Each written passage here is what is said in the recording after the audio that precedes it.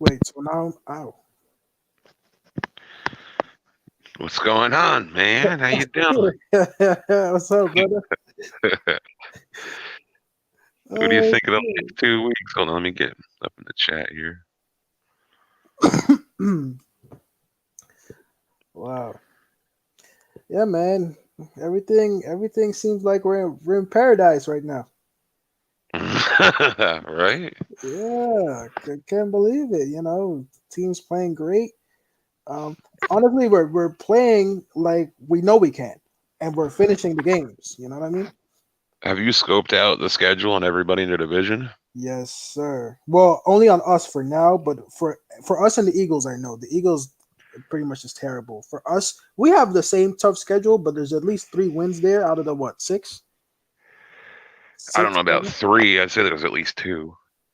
Well, generous. If you consider, okay, you consider we can beat the Bengals, Yeah, we could beat them. We're gonna beat the Cowboys, I'd imagine. right? And then And possibly the Browns, but I'd say they're probably a little bit more talented than us. yeah, Arizona is too good. Arizona's way too good, but possibly the Browns. Like I'd say at least three. And plus, you got to remember that most of our guys now they're playing maybe a little bit above their talent level, or maybe that is their talent level. I've been thinking about that the whole day. You know, Hmm. is this what they are really capable of, or are they just playing added motivation? I think there's definitely some talented players, but I think the coaching is definitely like scheming up, the secondary has definitely kept us in games when probably some games where we should have been getting blown out, kept us tight in games. Yeah. The bend don't break approach. hmm You know, So I'm gonna have to get on your ass a little bit. you're mad about me. You're mad at me. I saw your little Daniel Jones gotta go video. This typical goddamn New York Giants fan overreaction. Well, I feel like based on the week that we were coming off that day, it was warranted. It was an awful performance by Daniel. You have to be honest. It Oh, was the Bucks awful. game, dude. I mean, like I said in my video, I can't defend the two decisions. Mm. In the same sense, I'm going to try and be fair. Let's be honest. The first 5, 6 games of the season, did did Jones have any chance of succeeding with the way the offensive line was and no running game? The receivers weren't getting open. They were pressured over 60% of his snaps. I mean, Well, no. do you kind of get where I'm coming? You kind of hear me? You hear? You know? Yeah, yeah, but I thought for what it's worth, sometimes when you look at the bigger picture, it's the throws that he doesn't have to make, and then there's ones that he's not making, like throwing it out of bounds. Just throw it out of bounds. Right, but Throw- throw- it's learning. It's learning, and I get where some people come from. Is like it's the same mistakes, but yeah, but I mean, every once in a while, the best quarterbacks in the NFL have stinkers and moments like, huh? Mm. Look at what that Buccaneers defense did to Aaron Rodgers. Did you see that game, the Bucks Packers? Yeah, I did. Aaron Rodgers looked like Daniel Jones in that game. Yeah, which is rare. Didn't see many Yeah, games that's what from I, him they're. like They that. are a confusing defense. They're a top five defense. You The know, one that first interception though is just like, oh my god, I was having Eli Manning flashbacks, bro. yep, So bad. It's like that one throw, like dirt. You yep. can't even say nothing. It's just dirt. You just don't know, like where you're looking. And sometimes you ever try to piece out the play before the play happens. And I'm looking, I'm like, okay, I see Slayton going deep. I see He just Sterling came off coming back. late too early, and I see Giants fans been killing him for that. But he doesn't. But listen, he peeks over to left. He Jones turns and looks at a different read before he even sees that corner coming down to undercut it. So I mean, if he would have just looked for half a second longer to the left, he would have had that play. It's just that's what It is what it is. But see, the way I feel is like one bad game, I can't just be like done. You know what I mean? I'm done. We need a new quarterback. I can't do that. It just don't make sense to me. Because what happens is I notice a lot of Giants fans is then they get dug in on what they say. Like they make a statement, I'm done with him. He needs to go. And Mm, then it's kind of like your whole when he has good games, you're picking at the little things that you can nitpick in here. You kind of get what I'm saying? Like you're nitpicking Yeah. to try and keep your what you thought originally, right? See, I don't like that. I like to try and remove ego. But I've noticed you haven't. You're good. You give credit where it's due. But Mhm. I saw you the week after that Washington game. You were still clinging on, like I still don't want this Daniel Jones guy. But, well, let me explain this to you. Let me explain this one. So my thing with this is right. I'm evaluating him. What is Daniel Jones, his talent level as of right now? What is his talent level? How good is he really? Is he good enough to start week in and week out based off of that performance, or is he playing a little bit better than maybe last week, or is he playing a little bit better than what we thought? So I was evaluating that, and I think the frustration for me was coming from him just making decisions that you cannot make at this level if you want to continue to start. Because the Giants are not a bad team. They're probably like about three skilled players away from being a very good team. Seriously, like when the next two years or so, we'll be a very good team. So I feel like why are we gonna go all in? Well, we can't get rid of them this year, obviously, because we got to finish the season on at least. But it's not a lock because there's a lot of players who might be at this point bench players, quarterback wise, for example, that would outplay him based off of the performances that he's been given and the mistakes that he's Yeah, been but making. we haven't seen bench players go against that Bucks defense and do any good. I don't know, man. Oh yeah, Well, I just mean for what Daniel Jones is worth. Sometimes I worry. Sometimes I worry. Even now, sometimes I'm worried. yeah. It's a process. You're developing a quarterback. I know. Hate it when Giants fans are like, "Get him out of here," and I get it, like being emotional in the moment because I'm like that too. But that's why I don't like to really just get done watching a game and then get on YouTube because I'll say some crazy shit. Yeah, no, I used to do that too. I used to do it later, but then I found that I'll forget like little things that I wanted to say that would emphasize the point more. So I've tried to do it a Hmm. little bit sooner after, but I do understand that. I mean, he's not Beneducci, but like it's Oh it's my god, that guy was awful. yeah, but I don't know where they got that guy from. They signed him to like a multi-year contract, I think too.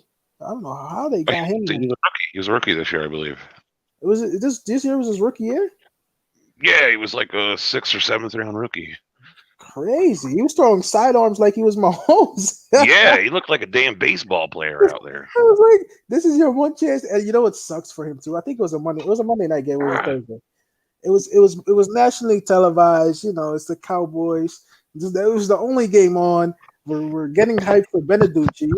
He sounds like he's like part of like some Italian. Like whole setting. So already that gives you like a incentive to root for him. And I'm rooting for it. I'm watching him like. I was rooting for him too. I was, and I'm seeing him throw. I'm like, oh no, this is not gonna end well. Because the Cowboys are ruthless, man. They're ruthless over there. They'll cut you quick. But yeah, Eagles were going to give that game away too. yeah, no, the Eagles. The Eagles are first of all. I haven't spoken to Philly. I was supposed to comment on the chat. He's been quiet lately. Yeah, We roasted him. We roasted him the day. What was it? Yesterday. All us Giants YouTubers are up in the stream. We were toasting him. The Hub was in there. PTA Sports.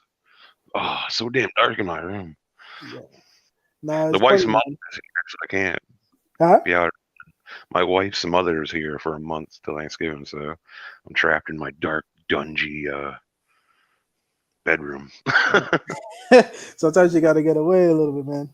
Yeah, Nah, but it's funny for especially for the Eagles though. I never really thought the Eagles were that good anyway. To be honest with you, when you talk to Eagles fans, they're overselling the team by a lot. they always do that. They're really not that good. I don't think Carson Wentz is that good. You're Every crazy. running back that comes in that they sign a free agent, they're a top 10 running back, top 5 running back. They're getting everybody if you ask them. They're Odell Beckham's coming, DeAndre Hopkins is coming. They all want to play for they're the most delusional fan base in the Hmm. entire league. It's crazy. I wasn't surprised that we beat them, but you just don't know what team is going to show up because I know we have the talent. But specifically, what I wanted to say with Daniel Jones is I have to be honest. So we selected him. I keep bringing the Knicks picks in it because for the Giants, what are we, eighth or sixth? Eight. What are we? Eighth. So Yeah. if you think about Daniel Jones, man, we drafted him so early, and he's doing better, but now comes the consistency. Even if we don't win. Well, listen. I'll let you finish your thought, but this is where I get a little aggravated with a lot of fans because now it's at the point to where fans are holding every turnover he's had against him from the previous games. So it don't matter if Daniel Jones has one interception in the next 6 games. Giants fans are instantly going to start screaming every single one, and you can't do that. You can't do that. He's a young developing quarterback. You need him to make mistakes, otherwise you can't learn from him. Mhm. So this is the problem. Giants fans are so impatient. I get there's been so many bad games, but we can't be this way. We can't be this way. I'm not saying, listen, I know everybody gets aggravated with the Peyton Manning comparison. Obviously, Daniel Jones ain't Peyton Manning, but you Mhm. can compare the situation. And Peyton Manning's first 4 years, he had 100 turnovers. So that just goes to show you that there's a developing process, even for great players, all-time great players.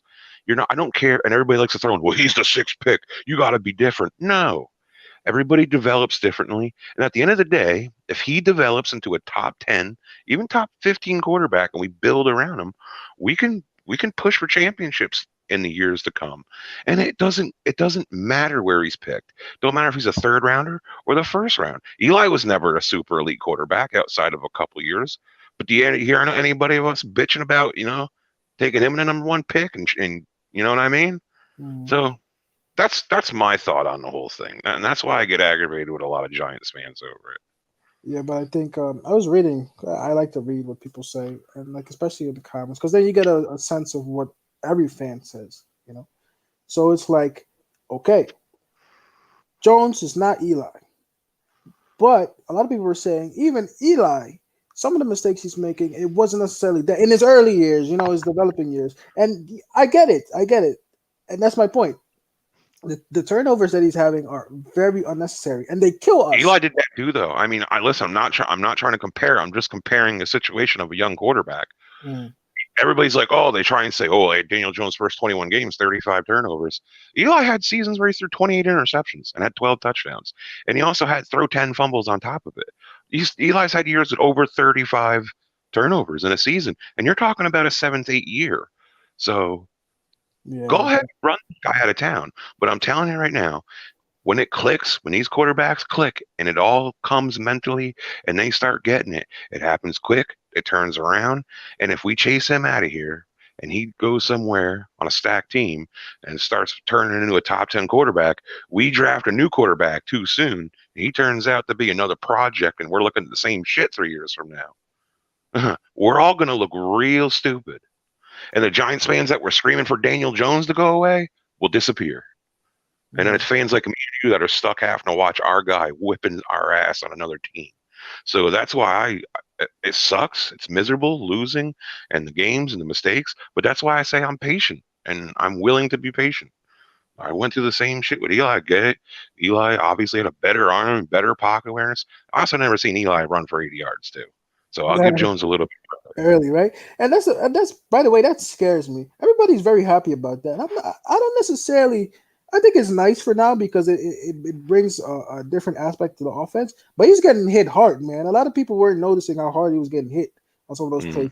You're not gonna last a long time if you keep running I like agree this. with you, but I think for now, he's being so young, it's helping him. It's Mhm. helping us stay in games. Let's be honest, there's a few of these games without Daniel Jones running and scrambling and some of the stuff he's doing, kill Daniel Jones if you want. We're not even competing in some of these games without these Yeah, runs and these plays. yeah, So that's where I just think it's very unfair, you know. And again, people are gonna call me a Jones defender fanboy, but I'm a defender of all young players. Now Evan Engram, I'll get on his ass because he's been in the league 4 years and he's getting worse. hmm So listen, I believe a quarterback, you got to give them at least 3 years. You got to give them at least 3 full seasons, and you got to at least have a decent team around him. hmm You got to protect them. And as much as we know, Andrew Thomas has been great. He's allowed the most sacks in the NFL. He's allowed 41 pressures. I believe the next tackle has given up 27. So the yeah, team's yeah. not perfect, and we got to be patient. Nobody wants to. No, Huh? I hear you. No, You no, can't win with Giants fans. If you're picked in the top 10, they expect you to be Patrick Mahomes. They expect you to be the best left tackle in the league instantly, and it's just not realistic. I think it depends on his development, man. Because I think there's something there with him, you know. But I'm telling you, if he doesn't keep this up towards the end of the season, there are other quarterbacks that will come in that will feel like this Giants team is so primed for success You from sure now on. about that? What quarterback? Listen, Donnie. What quarterback is winning in the first 5 games? This Five, year. 6 games. Yeah, And if I had to pick a new one right now, yeah. Justin Herbert's on a way better team, and he's only got 2 wins. So go ahead, I take Herbert. That ain't I gonna get give you nothing. I give you Fist Magic. Outside of the 2, 3, outside of like Russell Wilson, and even Russell Wilson, his last 2 games, he's thrown 2, 3 picks each game. Yeah. So listen, it's not perfect, and I get we're the first 5, 6 games had no chance in these games really, and we had to play perfect just to even bring it down to a chance at the end.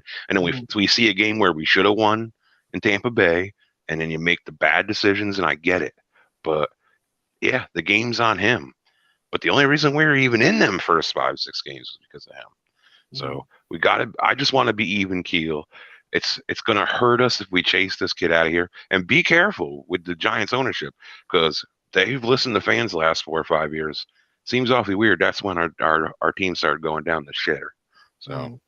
And you know what? For something to be said about that, they seem to have kind of backed away from some of that stuff now. You know, they seem to be going back to a whole no nonsense. You know, and it's kind of started with Odell. Listen, Golden Tate doesn't need to be here. I don't listen. I don't care he's if he's gone. doing it. He's You gone know, after the year. like He's gone. all that shit that he's doing, I don't care for it. You know, same shit with Baker. You don't need to be here. We have guys that can play on this team, you know. Mm. But football is a weird sport, you know. I think about this all the time. You're never really gonna have Super Bowl teams that, especially in football, that are stacked. You know, you might have a good quarterback. Actually, you'll have an excellent quarterback. You have maybe one star receiver or two really good ones, and then the rest is all a unit. For as far as offensive line goes, that was probably excellent, or defensive line is excellent. There's some part of a football team that's excellent, and then the rest is good. You know, which means that Well, between that, it's interchangeable parts. You know what I'm saying? It's not necessarily that you need to rely on this one guy every single time. You don't need to rely, even though DeAndre Hopkins is nice, he makes a nice catch. But there's other guys as well who can make catches when you need them to. yeah, But you're but you know gonna what go to though? the same guy. You're not paying DeAndre Hopkins if you're paying your quarterback top 5 money. That's why he's not in Houston. True. Everybody killed O'Brien, but Deshaun Watson had a $40 million contract a year coming up. How the hell do you? They just paid their left tackle $20 million. So you're telling me you're going to pay Deshaun Watson $40 million. You're going to give the wide receiver Hopkins $25 million. You're paying your left tackle $20 million. There's half your cap on 3 players. You can't win like that. Mhm. Can't. You might get a playoff trip, a trip to the first round of playoffs and maybe a divisional game. Maybe you'll beat a shitty wild card team, but there's no long term success going to be that way. These teams are winning. They're paying crazy money on contracts because they got their quarterback on a rookie deal. Mhm. That's how think about the last how many Super Bowl teams. That's how they're doing it nowadays, man. When's the last time, like other than Tom? Well, Tom, you can't really say Tom Brady because he's taken way less paper, Yeah, he takes way way. less money, than other quarterbacks because Robert Kraft's been supposedly paying him cash under the table for just about most of his career. So Shit, yeah, that makes sense. And think about these elite quarterbacks. Let's go over. Yeah. Patrick Mahomes last year, he's definitely an elite quarterback. But last year, Daniel Jones had more touchdowns than Patrick Mahomes in 12 games. Mahomes played the whole year. Mhm. I think he missed 2 games. So Daniel Jones had more touchdowns than Patrick Mahomes and two less games. Mhm. So he's got a great offensive line. He's got weapons. Best tight end in the game, top 5 receiver. Sammy Watkins is a top 30, top 25 receiver. The Yeah. defense is stacked. They got edge rushers. They got corners, Tyron Matthew. The team's stacked. So you can even point out these great elite quarterbacks, and even they surrounded by great pieces. Now it's going to change. Mahomes' contract starts getting expensive. You're going to start to see the expensive tackle disappear. One of the receivers is going to disappear. One of them pass rushers is going to disappear in the next coming seasons. You know what I mean? So you got to balance it. And I believe the best way to build a team now is when you get your quarterback on a rookie deal, pay your pass rushers, pay your receivers, pay your tackles, and then as soon as your quarterback, if you're going to keep them, you're going to have to let go of some pieces. So Mhm. it's a balance, but You gotta win while you can. You're right. By the way, on that team, I love Kelsey, man. I love he's that a hell dude. of a player. Yeah, every time Travis Kelsey again, again. You know, that's what we kind of need from a guy like Ingram. We need some type of consistent production on our team. But I don't know for the guys who are supposedly been here a long time. He's one of the few ones. And you got him, you got Sterling. Although we had better receivers at one time, but we cut all of them in like the last 3 years. Remember the time we had a surplus actually. It was probably Odell. It was Sterling. It was Roger Lewis. Yeah, but Um, Roger Lewis is just average at best. you thought so? Yeah, and if you remember when that was around, Cruz was like, he just came back from his injury. He wasn't the same. Mm, Can you imagine if Cruz never had an injury when Odell came in? he Because would have been a the beast. first game Odell came in from his injury as a rookie year, Victor Cruz snapped his knee, Hmm. and it was. Can you imagine we had them two in their prime together? Oh my God, He's sick, man. I think we kind of took him for granted a little bit. Victor Cruz, he was catching everything. Won the he Super was. Bowl quick. Tell you what, he was never like a top 10, top five receiver, but man, he was just clutch for them 2, 3 years. Man, he was clutch when you needed to play. I think I think you got to give Eli a lot of credit though, because even think about Victor Cruz, Steve Smith Mm, was amazing. He was catching 100 passes a year, going to Pro Bowls. He was the best slot receiver, because mhm, that system had all them options for that slot position. And you couldn't do nothing. If corner jumps the inside, going the other way. You know what I mean? Whatever way. mhm, You couldn't do nothing against that Gilbride system. It was awesome. I miss that system. And Daniel Jones would do great with a system like that, man. Because smarter quarterbacks. You got to have. It's just like New England. You got to have smart wide receivers too. They got to be able to see the same thing. So it's tricky. If you just have wide receivers that aren't smart and can run fast, it's not going to work. mhm. you know, but that's the thing. We're not far away from where we need to be, but at the same time, you don't know what the Giants organization is going to do because at this point, I feel like we know we're close, but there's decisions that have to be made. And I just think that if we do it the right way, I'm telling you, man, a year and a half, 2 years, there's a lot here. Colin Cowherd was calling us the best 2-17 he's ever seen. I get it, but I don't like that type of talk. I don't like to be called the best 2-17. I'd I rather don't be, buy that. you We don't have a good enough receiver core. Our O line has been okay, but I mean, if our O line and receivers had been playing all year, how they played the last 5 games, I could get behind that. But you remember, dude, Jones was just under fire. We couldn't get a goddamn rushing yard, and even when Jones would get time, he's just sitting there. Nobody was getting open.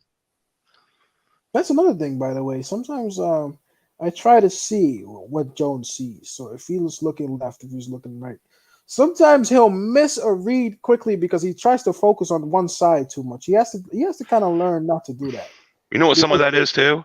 Say if so, a lot of what Garrett does is he'll have a designed play to one side or the other, but you don't want to just instantly turn back and look that way. You just want to peek real quick to one side just to keep the safety pulled off. You know what I mean? So then once you can get a safety to pull off one way, then you got two receivers side by side, and you're like I was saying the last time we made a video, a stream together.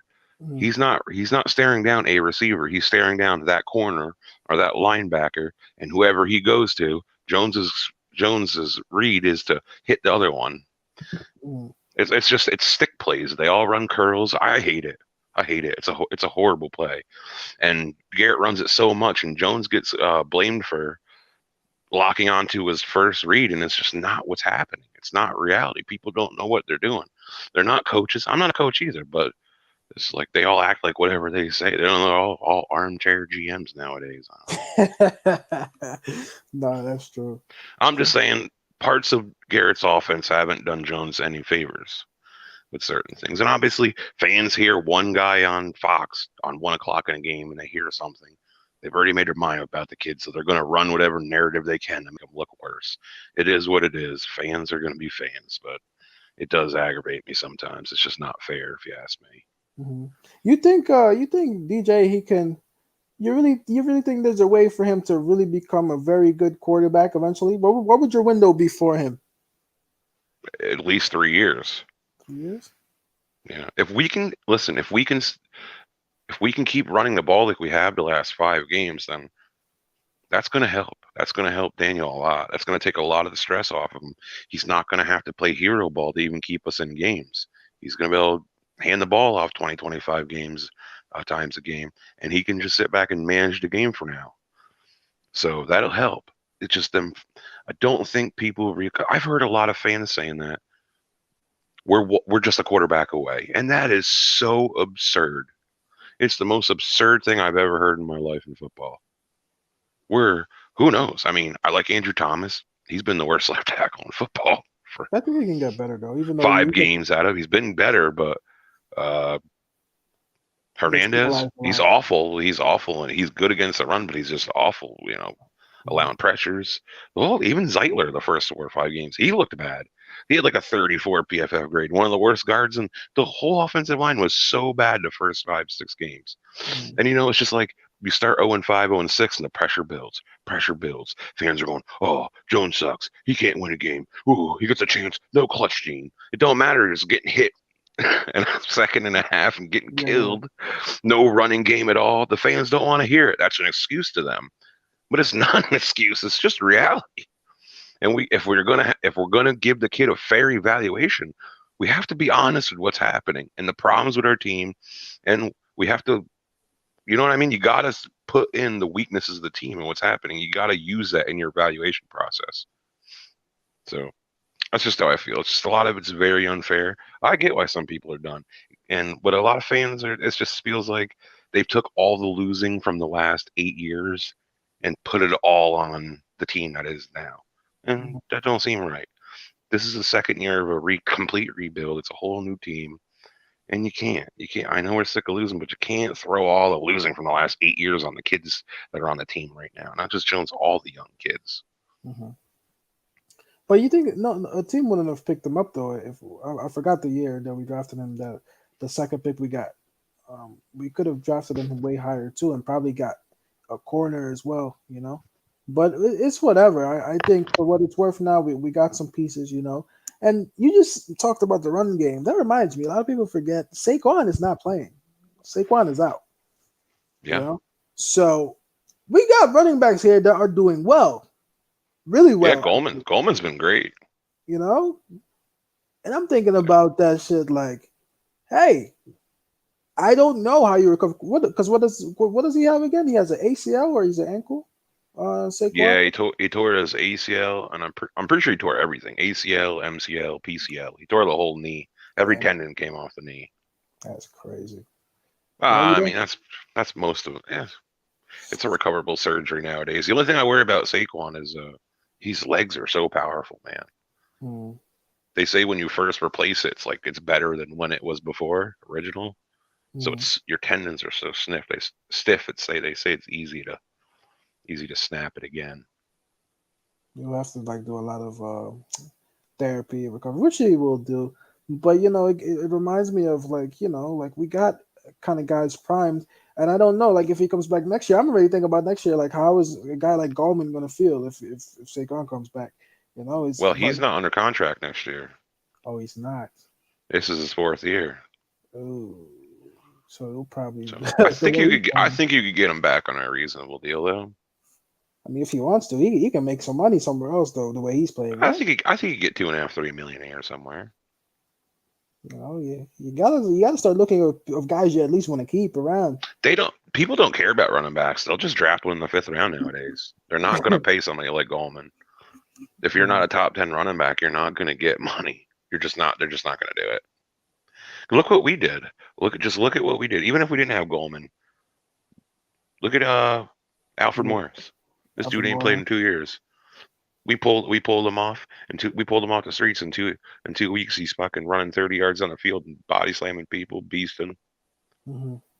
So I'd like to keep Gorman. I like his style, but yeah, He if it's can run anything more so than like bad. $2.5–3 million, I don't want him back. He can go. We'll draft somebody else, Hmm. undraft a free agent or something. Bring somebody in. Yeah.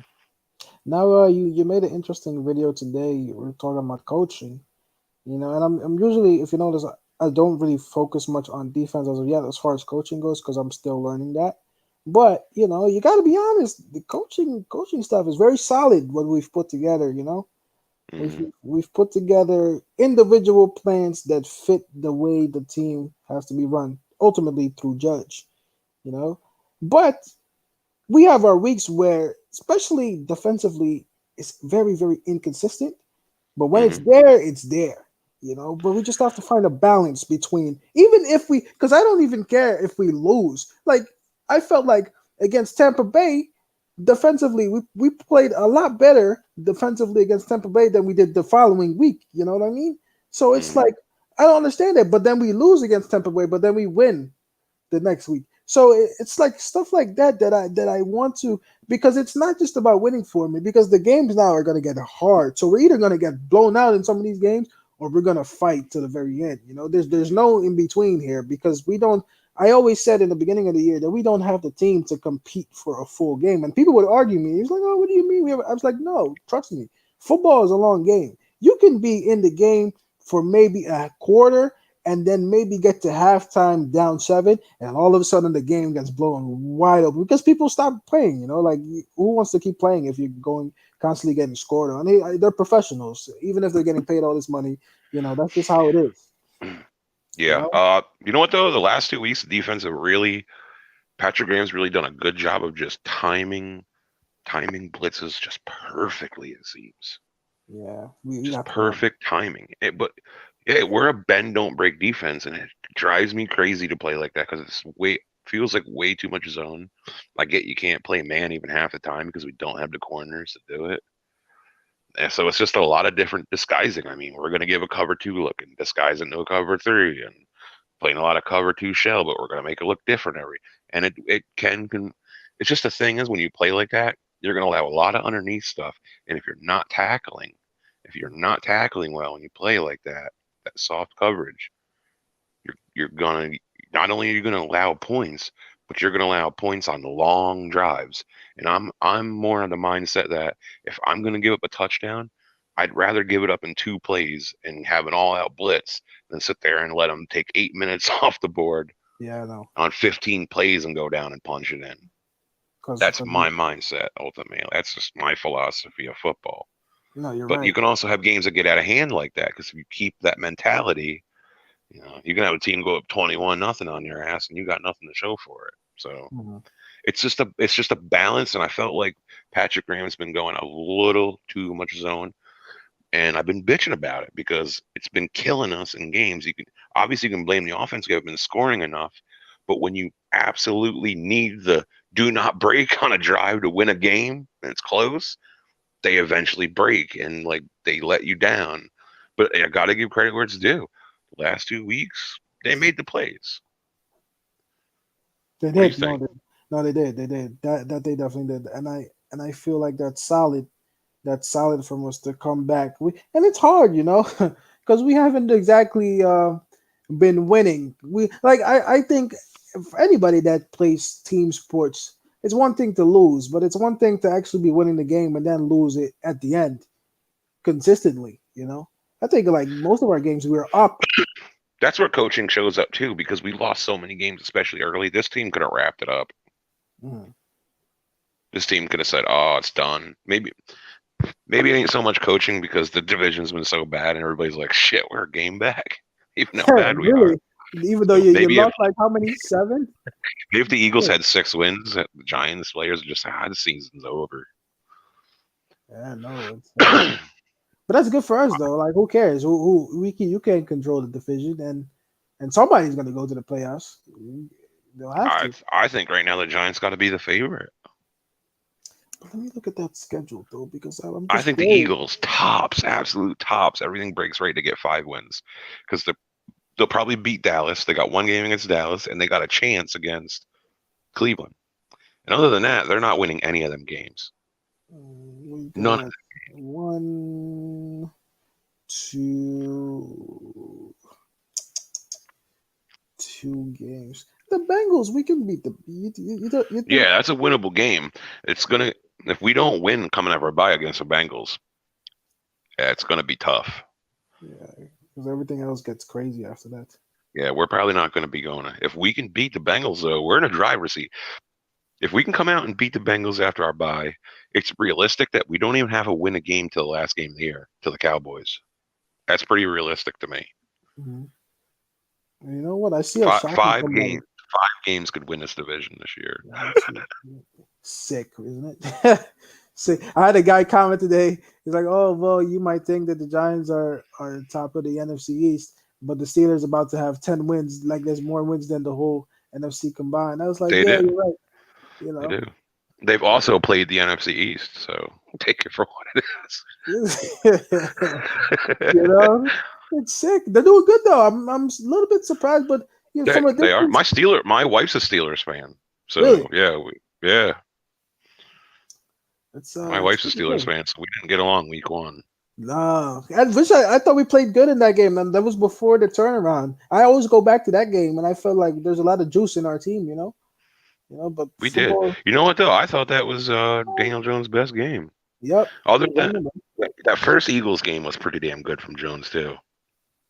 Yep, We it was until the end. Fucking we what's his name? handling won that freaking game, man. Yeah, we should have. The defense lost it. Jones made the play, and Evan Engram in the defense. That's you know, but that's one also where unrealistic Giants fans go, well, he fumbled at the end. Okay, well let's evaluate it. We should have Engram should have caught it. Time should have ran out. We should have won. Yeah, So we get the ball in the 25. Will Hernandez holding right off the bat puts us yeah. on the 15. And No, that's another thing. Jones fumbles it, and Fleming got instantly ripped, less than 2 seconds. And you're on the 15. You got to get in field goal range. You need time to get down the field. So it is what it is. You want to blame Jones? You want to be that kind of person? Go ahead. But if you're going to have that standard for every quarterback that comes in here, none of them are going to ever live up to what you're expecting. Is what I'll say. No, I just think that they see what the team can do, and the frustration comes from mental Yeah, but mistakes people are blocking out a lot of the weaknesses and the faults that we and have. just putting the ball on one position. I get it's the most important position. Like I was saying earlier, you got some of the greatest quarterbacks ever, and they got one Super Bowl, no Super Bowl, because they can never get a good enough team around them. It's just not that simple. Obviously, if you got a good quarterback, you have a better chance of winning games. But in the NFL, wins are a team stat. It's not just a quarterback stat; it's a team stat. Trent Dilfer's got a Super Bowl. Jeff Hostetler won a Super Bowl. That's crazy. You know, we always talked about Peyton Manning like showing up in the regular season, and he kind of scraped his way to, I believe, his second Super Bowl before he retired. Yeah, It's but again, look at him. You get to the playoffs. He's facing the Patriots every year, who got her the best defense in the NFL, and his defense is dead last. They're allowing 35, 40 points a game. You can't win, no matter how good your quarterback is. And then, of course, Peyton's playing like shit and causing turnovers because he's got no choice but to push it, to push. You know what I mean? The whole game's on him. That's the mm, only chance of winning. You can't. A great quarterback can't single-handedly beat top three defense in the NFL with no defense on their own team. mm, It's just, and then look, Peyton Manning had to still have people say he's not clutch, he's horrible. Same with Aaron Rodgers. Aaron Rodgers' defense has allowed 40 plus points in the playoffs more than any other team in any other quarterback in NFL history. His and I team's know allowed that pisses Rodgers off because Rodgers is the type of guy, he carries that chip on his shoulder all the time, and he's great. And a lot of people know that he's great, but he always gets his stick, because it's hard to admit there's people who are just good at what they do. Kind of like even Brady now. The hate has never been more real since he's left New England. I would say. I respect Brady. He's an all-time great quarterback, but he's always had great teams. I mean, You it is what it is. But you know what? Fans try and twist it though. Tom Brady's never had a good receiver. He did it all himself. Yeah, he didn't play with Randy Moss. He didn't. Rob Gronkowski, the best tight end ever live. Mhm. Wes Welker, the best slot. Julian Edelman, the two best slot wide receivers ever live. I mean, that's what fans try and do though. They don't tell. They don't tell the whole story. Never had nothing. No, he's always had a top five offensive line every year. Every time he's won a Super Bowl, he's had a top 10 defense. This is all the shit they leave out, because fans try and spin their own narrative, and I don't know. I don't like to look at football that way. I try and be objective, if you know what I mean, Mhm. and just be a little bit more realistic. And some people say my point of realistic is excuses. Well, they're excuses to you. It's realistic to me. And what's funny is a lot of the fans I think that are downright negative, they call themselves realistic. So we're all fans at the end of the day. We're different. I don't know if I'm right or wrong, but I'm biased towards myself. I say I'm right. I mean, I would say I'm biased towards the Giants. I mean, I think that for a first time in a while, we actually got some good things going here. Maybe by accident, maybe not. I mean, you gotta. It Yeah, the takes. last 5 games are. It looks good. The last 5 games. I did after how bad the first 5 6 games were. The whole team, especially the offensive line. I didn't see this coming, so I'm pleasantly surprised. I can't, and I think a lot of it had to do. Obviously, the young offensive linemen are doing a lot better in the run blocking department. They're still struggling pass blocking, but they're even doing a little bit better in that department. Last week was, I think, was the best all year that they pass blocked. But offensive line, young guys in there, and they've been pushing. They've Yeah, I been like pushing this teams thing. backwards, especially the last 2 weeks. They've been pushing people backwards, and Hmm. that gives you a chance to compete. People don't realize how important that offensive line is. It's everything. Without listen, you can have Saquon. We saw Saquon Barkley week one get what 7 yards rushing Hmm. because the offensive line was the worst in the NFL week one. Now let's put that. Okay, you got a top five wide receiver. What happens when you don't get more than 2 seconds to block? How you getting the wide receiver involved? I mean, if Odell was still there, he wouldn't be getting the ball. So. Don't matter if you got the best quarterback in the NFL and the best wide receiver in the NFL. If you ain't got more than 2 seconds to line up a damn play to get it out to him, it's just all these positions are dependent, and nobody wants to hear it because quarterback's the most important position. But it's dependent on the offensive line. It's dependent on everything. So it's just a team game, and people want to single it out, say this guy's the goat, and this and that, and this and that, or whatever. But at the end of the game, it's about team. And if you go back and look at some of the great teams that won Super Bowls, they were a team. They weren't all the best players in the NFL, but they all had a role and they did it good. They did their jobs right and they won. Uh, they played like a team. I mean, it's true though. I mean, for example, if you go to a team like Kansas City, Kansas City is so good. If that offensive line holds up, right?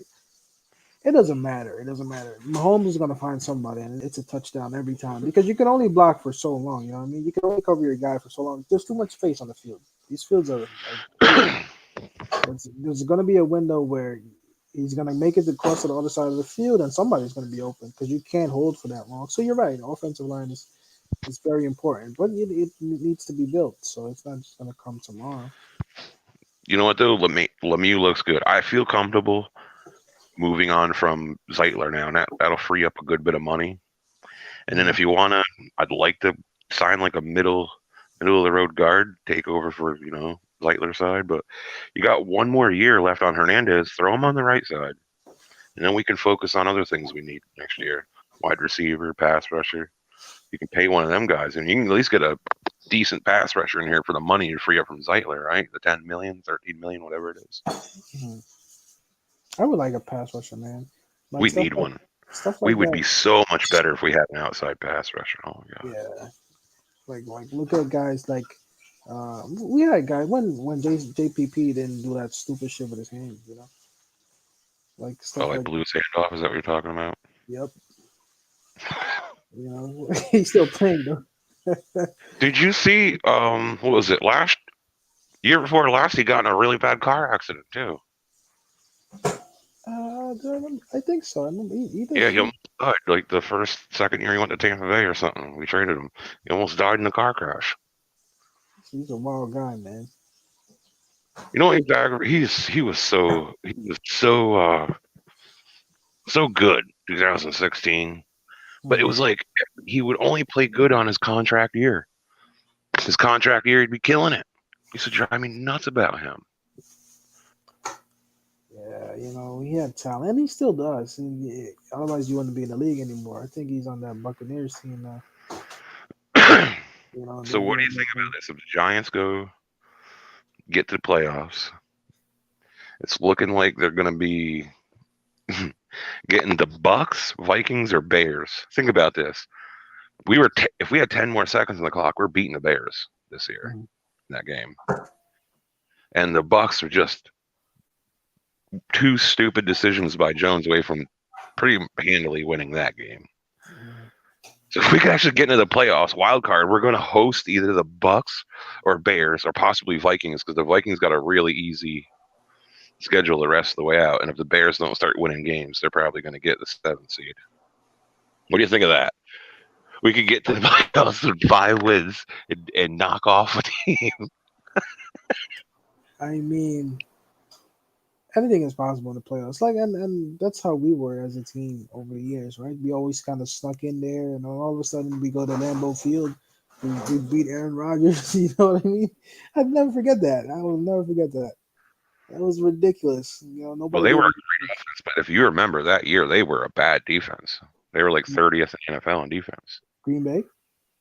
I mean, yeah, when they were 15-1, 2011. Yeah, but Yeah, we were like the 31st ranked defense too, since we got hot at the right moment. we did. He's always been like that, and I think that's what the fans remember. We just gotta give us a chance. Give us a chance to Hey, step once in. you get in, you never know. I mean, this year, we could possibly win our wild card. You ain't winning a division game because you're That's gonna when have it gets Saints or tough. Packers. You're gonna be Saints. Yeah, Saints or Packers. You're gonna get one of them teams in the division game if you win the wild card. You're not. I don't care if the Giants run for 200 yards. They're not gonna win that game. Their defense will get annihilated. No, whoa, You speaking of can't things, play Aaron Rodgers bend don't break because he'll break you every damn time. yeah, no, he's sick. But speaking of the Saints, I think you read that today. Breeze has a collapsed lung or something like that, like two collapsed lungs. Yeah, I just heard about that about an hour ago. Actually, something about it. The game last week, he cracked his ribs, and they didn't see it when they took like pictures. And I guess he got hit in the Bucks game right before halftime, and apparently where it was fractured, it broke and punctured his lung and collapsed his lung. That's scary, man. Yeah, That could be it for him. He's pretty old. he is pretty old. And, football sometimes. That's why I look at Carson Wentz sometimes. I just don't understand it. He's saying, oh yeah, look at Carson Wentz. He always extends the play. That's not a good thing. He's taking some hard hits, man. You're He's gonna taken a get lot of hits this year. like you're gonna get that CTE. And I think it's taken a toll. I think all the hits and all the hits and him running and all the sacks and I think it's taking a toll on him already. He's young, but It's not good. It's not good. it And shows something's wrong with Wentz. I don't know. I don't know. you think so? It's too much wild stuff going on, right? Like you're not thinking. I think some of it's the play calling there too. Your boy Doug Jones. Ever since Frank Reich left and went to the Titans, they haven't been the same. A kind of weird team, Philly, because they win the Super Bowl and you think, yeah, okay, we got something here, and then it just turns around the other way. Not too long from them winning a Super Bowl. They had two quarterbacks at the time. They had Wentz and they had this guy, what you call Nick Foles. him, Nick Foles. But then Nick Foles doesn't work out. He leaves. They That's also had the best defense in the NFL. they did. Football's like that though. Football. They had a top 5 offensive line, and they had the best pass rushing defense in the NFL. Same as the Giants when we beat the Patriots. Top 5 offensive line and one of the best pass rushing defenses. That's how you beat good quarterbacks, man. Hmm. Run the timeout, pound the ball, run a timeout. And it's nice when you got a good clutch quarterback. And say what you want about Nick Foles, he's obviously not one of the better quarterbacks, but in big games in the clutch, he comes through. You got to give the Yeah, guy credit. Yeah, that's what I want for my boy DJ, man. The reason I said that week is because his performance warranted it. His performance was not on par, even though there's more things going on. But I think there's things that he can do himself as well. If it Limit. was just all bad though, I'd be right with you. But you see the good flashes too, and I just tell it just shows you that there's talent there. It's Mhm. not just all bad. It's just not all negative. He throws some. They finally. By the way, in the last 2 weeks, they made some deep plays for him. I got so sick and tired of this all 5 yard pass. I got sick of it. You got to find a way to give this kid a chance to throw the ball. I don't care. Otherwise you won't win. You cannot win trying to kick 3, 4 field goals a game and not score touchdowns. It just doesn't happen. Even if, and it showed early on in the year. We weren't scoring the touchdowns because we weren't utilizing everything that he's got. Like now at least we're trying to get him to run. He ran for damn near 2 touchdowns if it wasn't for Well, penalties. receivers are getting open. If you remember the first 5, 6 games, the receivers weren't getting open. I mean, that was a big problem. Mm, Even when Jones would get time, he's sitting there patting the ball, patting the ball, patting the ball, going through all his reads twice when there was time. And yeah. he's even on top of that, buying extra time, rolling out, and nobody's getting open. That's why I was so negative on Jason Garrett because a lot of it was his scheme, and he would just keep running the same stuff. But credit to Garrett, he's came out and changed his game plan, so I respect it. So going forward, what do you think is going to happen end of the year? So you think it's possible for us to make the playoffs, and then from there, then what? Okay, so a successful season is a season in the playoffs. Now, I think a lot of us went from, oh, we're positioned into drafting a top quarterback. From now, we're going to win some games. I think we probably win like 2 more games. That puts us out of that picture at least. So now we got to I think focus it's a on good thing to winning. make the playoffs, even though you lose like draft capital. Mm. Instead of picking 9 or 10, you're picking 18. Say if you go to the wild card and lose the first game, that's good for all the young players. That's good experience. Helps us You know, grow. there was a couple years when back in the day when Phil Simms, the first young team back in the '80s, went to the playoffs, and they really shouldn't have been a playoff team. They snuck in, and they play good and competitive, and they come at the playoff game with a whole different look. Like, hey, we can, a sense of uh, not only is it the experience is great, but like, hey, we can do this. We can compete with these teams. It gives you a confidence, and you're not second guessing yourself, and you're not only that, you're trusting your teammates around you. Like, hey, man, I'm watching this guy in the playoffs make plays. I can trust this guy. I'm gonna block for him. So it's good. It's good if you got a young team. Like, it would be so great for the experience and the players to make the even with a 5, 6 wins. It would be so great for the whole team. And at the end of the day, what's the difference between pick 9 and pick 18? Probably Uh, 6 of them picks in between there are going to be average players. True. Just make sure you pick the right damn guy. It's not like basketball. Basketball matters, but No, yeah, that makes all the difference pretty much. yeah. Oh, by the way, our guy Graham Gano got a Mm, nice little contract. Deserves it. yep. Uh, I heard of what you said about Rosas. It's interesting, because I remember Rosas and he was good that first year he was there. He made the Pro Bowl, right? Well, the first year, you remember his rookie year, he was like iffy. The second year, his second season, which was the season before last, he was like dynamite. He was looking just like Gano is now. It's weird. And then last season, it was, dude, I was like a nervous wreck. He was missing like 20-yard field goals regularly. I remember that. I was like, Jesus We Christ. lost 2 games because of Algic Roses last year. I Pat Sherman remember. is not the coach of the New York Giants because of Algic Roses. Yeah, I remember. I That's remember. that's the little shit right there that completely alters an entire.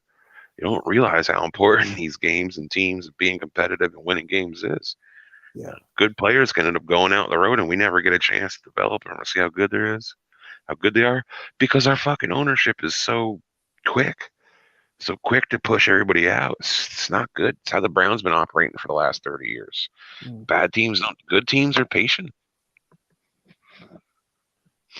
No, it's definitely a must. But I think Grant Gano, he's great, man. He's hitting like 30 plus yards easy. He's damn near hitting like 40, 45, 50 yards every game. So it's definitely good for our team. You need something like that because when games are close, field goals definitely decide the game. Always, the field goal is always going to decide the game. Even though the kickers they don't get much respect. For the, I Think remember, back on our Super Bowl runs, our giant Super Bowl runs in 2000, 2007. mm, Without clutch kicking, are we winning a Super Bowl? no way. We needed that when Tyree caught it, that's how we won the.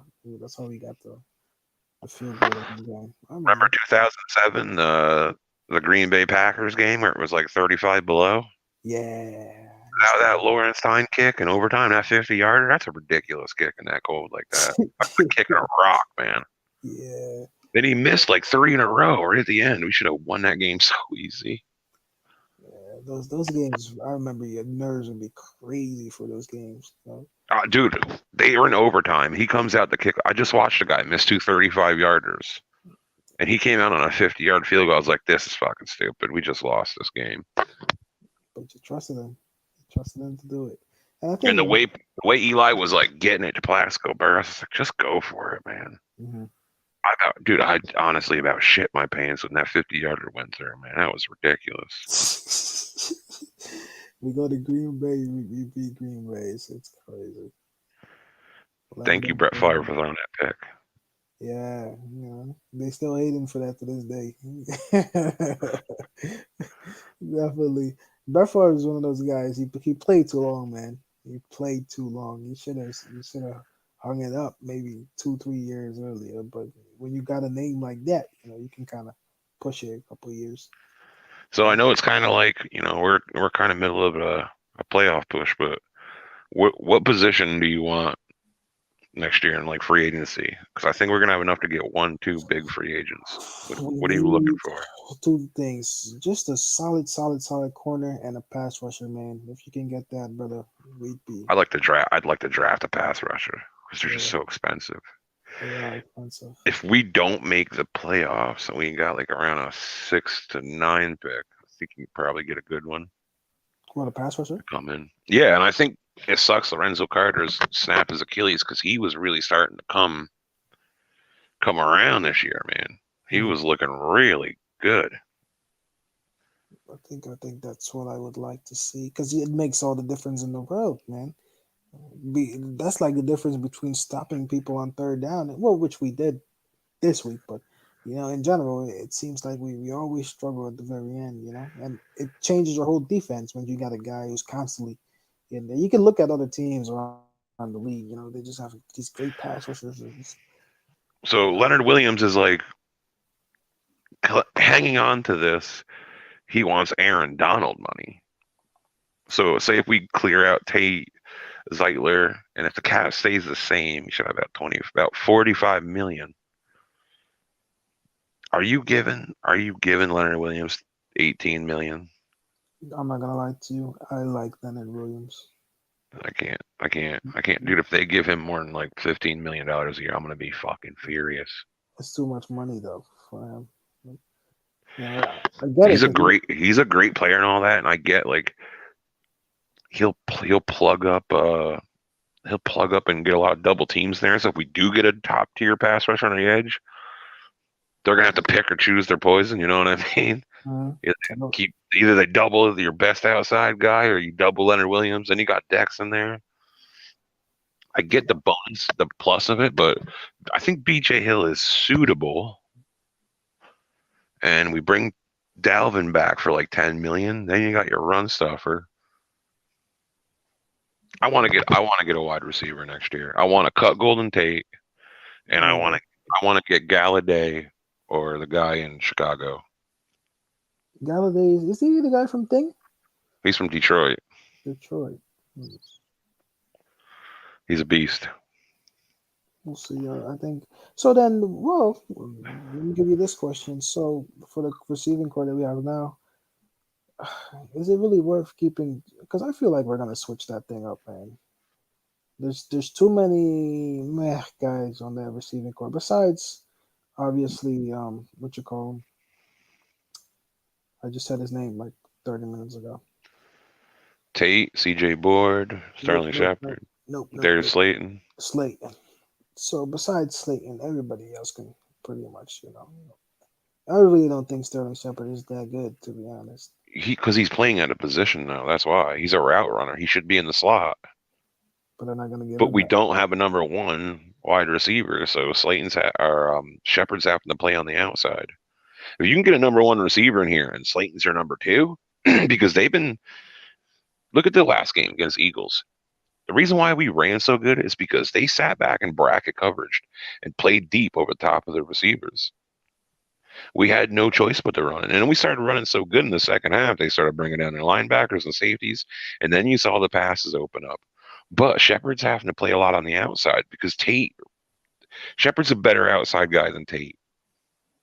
Tate's just so cooked, man. He just hasn't, I know he's made a couple big plays because he's a playmaker, but if he played even as good as he did last year, this team would be a lot better. We need to get Shepard on the inside. But you know what makes me nervous about him? He's always hurt. He's always Yeah. hurt. So what if we bring a number one wide receiver and then Shepard's in the slot, and then week 2, 3, like every year, he's hurt. We're gonna have to draft a receiver too, somewhere. There, you can find those guys though. Luckily, you tend to find those guys. But depending on what the offensive line or the offensive system is running, it amplifies players to a little bit of different level. There's very few guys really who are dynamic enough to change it in any situation. There's maybe 15 guys where I say like no matter where you put them, they're a problem. But some of the guys that you have on certain teams just play well because of the system that they're in. But you got to get lucky because some of those guys they don't come around. Some of these guys get drafted. Some of these guys happen to be traded, and then everything turns around for them. I don't think we'll be in a situation where we'll just trade for a receiver anytime soon. If we're gonna draft somebody, it just has to be somebody under the radar, and from there we'll see what we can do. But I think we can definitely improve in that area too.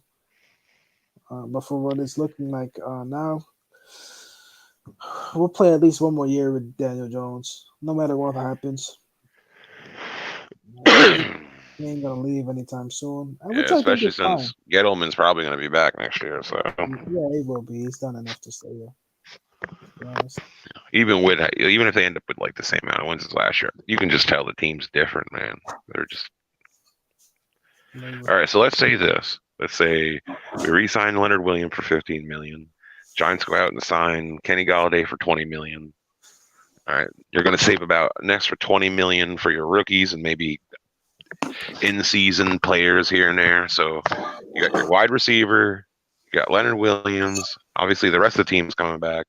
Where are you going in the draft? Are you going cornerback two? Or are you going middle linebacker? Where are you going in the draft? First, second, third round? You gotta go first.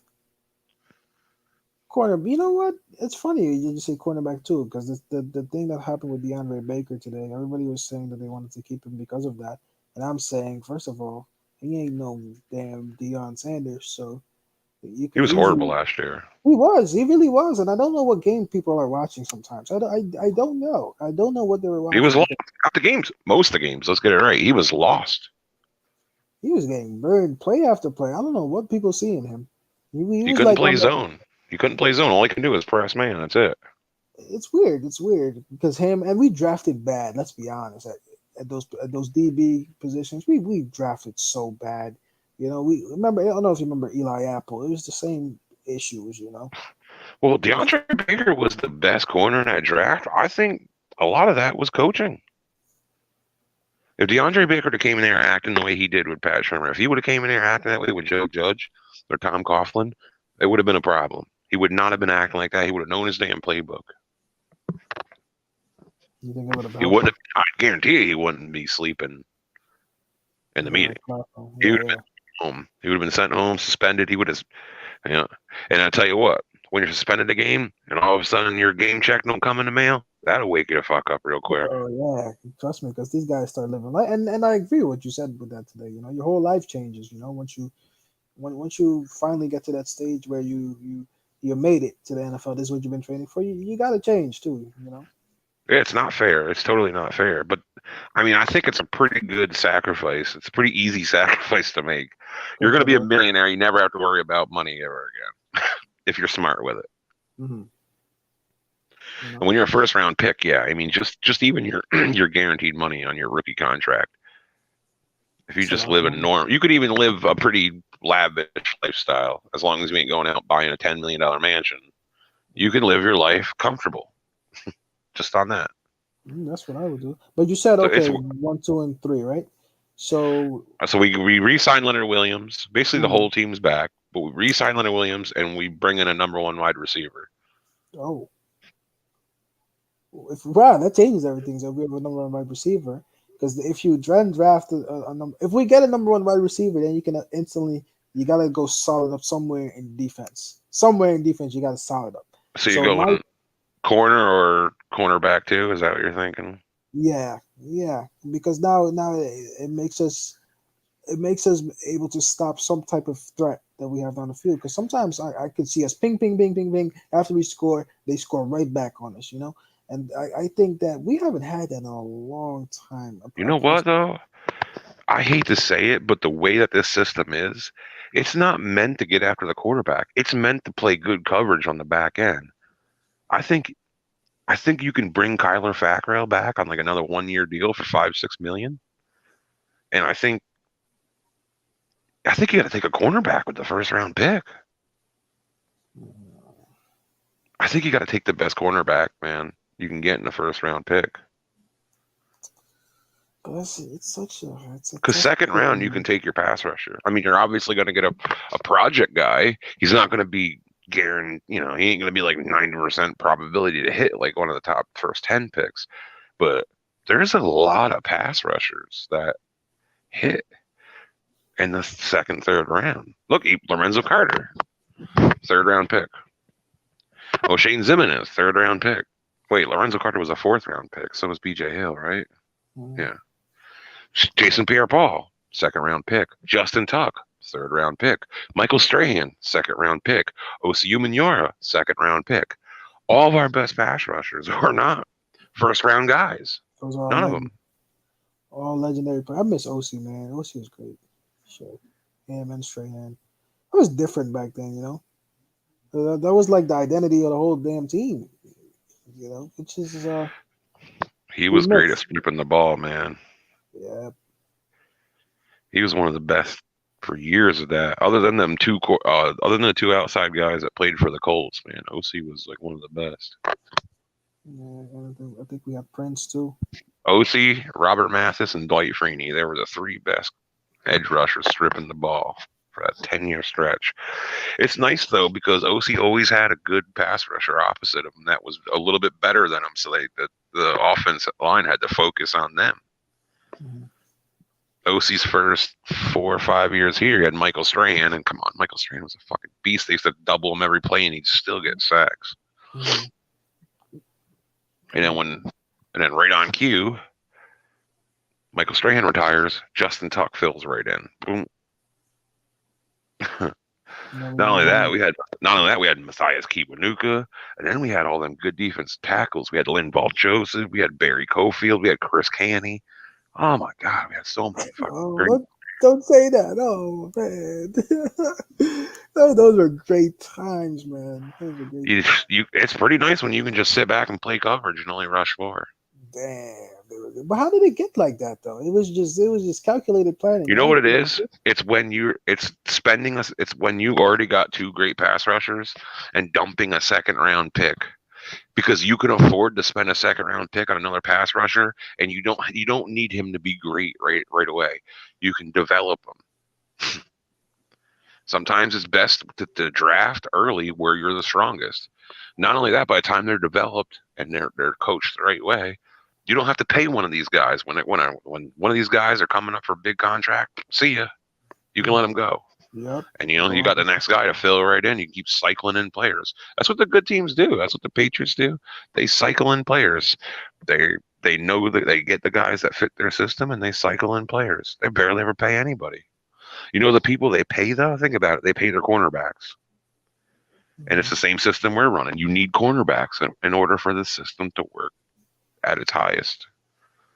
Yeah, Think about but it. When they won the Super Bowls, you had Ty Law early on. You had Daryl Reeves when they started winning them again. Now you got Stephen Gilmore, J.C. Jackson. They got the best corners in the league over there, and they have forever. And that's that's the system that's won the most Super Bowls the last 20 years. Mhm. Is the system we're running when it's done properly. NFL's different, man. Corners are more important than pass rushers nowadays Yeah, because it's the hardest position. you can scheme a pass rush. You can't scheme man coverage on a Yeah, cornerback. no, that's tough, man. Cornerback, Yeah, it's the hardest position I think in football to play. Playing cornerback is ridiculous, especially if you play man, because it's just you out there. That's why Darrell Reeves was so nice. He would just take those short term deals, and he would get better every year. He yeah. would You could just keep him on one side, and you could roll the safety to the other side of the field. You Darrell That was Reeves, one-on-one coverage. That was the island, man. He was an man. island. You wouldn't get past him. I'm But telling what do you. you think of Bradbury, dude? What do you think of him? Oh my God, Bradbury is one of the best surprises we had in like 3 4 years, man. he's so good, He is. I forgot all about him today. We haven't mentioned his name once. dude. It's early. He's only played what 10 games here, but Yeah, he I'll tell you what. 2016, Janoris Jenkins was great for us, and he kind of mhm. fell off after that. But Yeah. He did. Bradbury He is like did. the best corner. He's the. I think it's pretty safe to say he's the best corner already in 10 games we've ever had on this team in Yeah, history.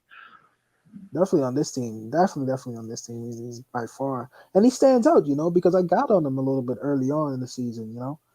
And then he just keeps on improving. Now to the point where it's like they don't really like to throw to him too much because he's just breaking shit up everywhere.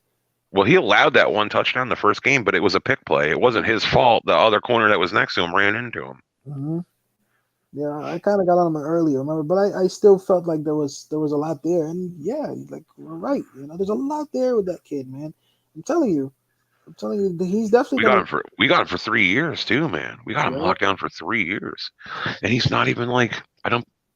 I think he's getting like what 13 million a year or something. He's not getting top five corner money. I don't think.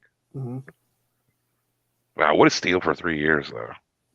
for 3 years, man, that was a nice surprise. Just looking at the way he's operating and the way he's taking control on his side, it's just that's what you want to see.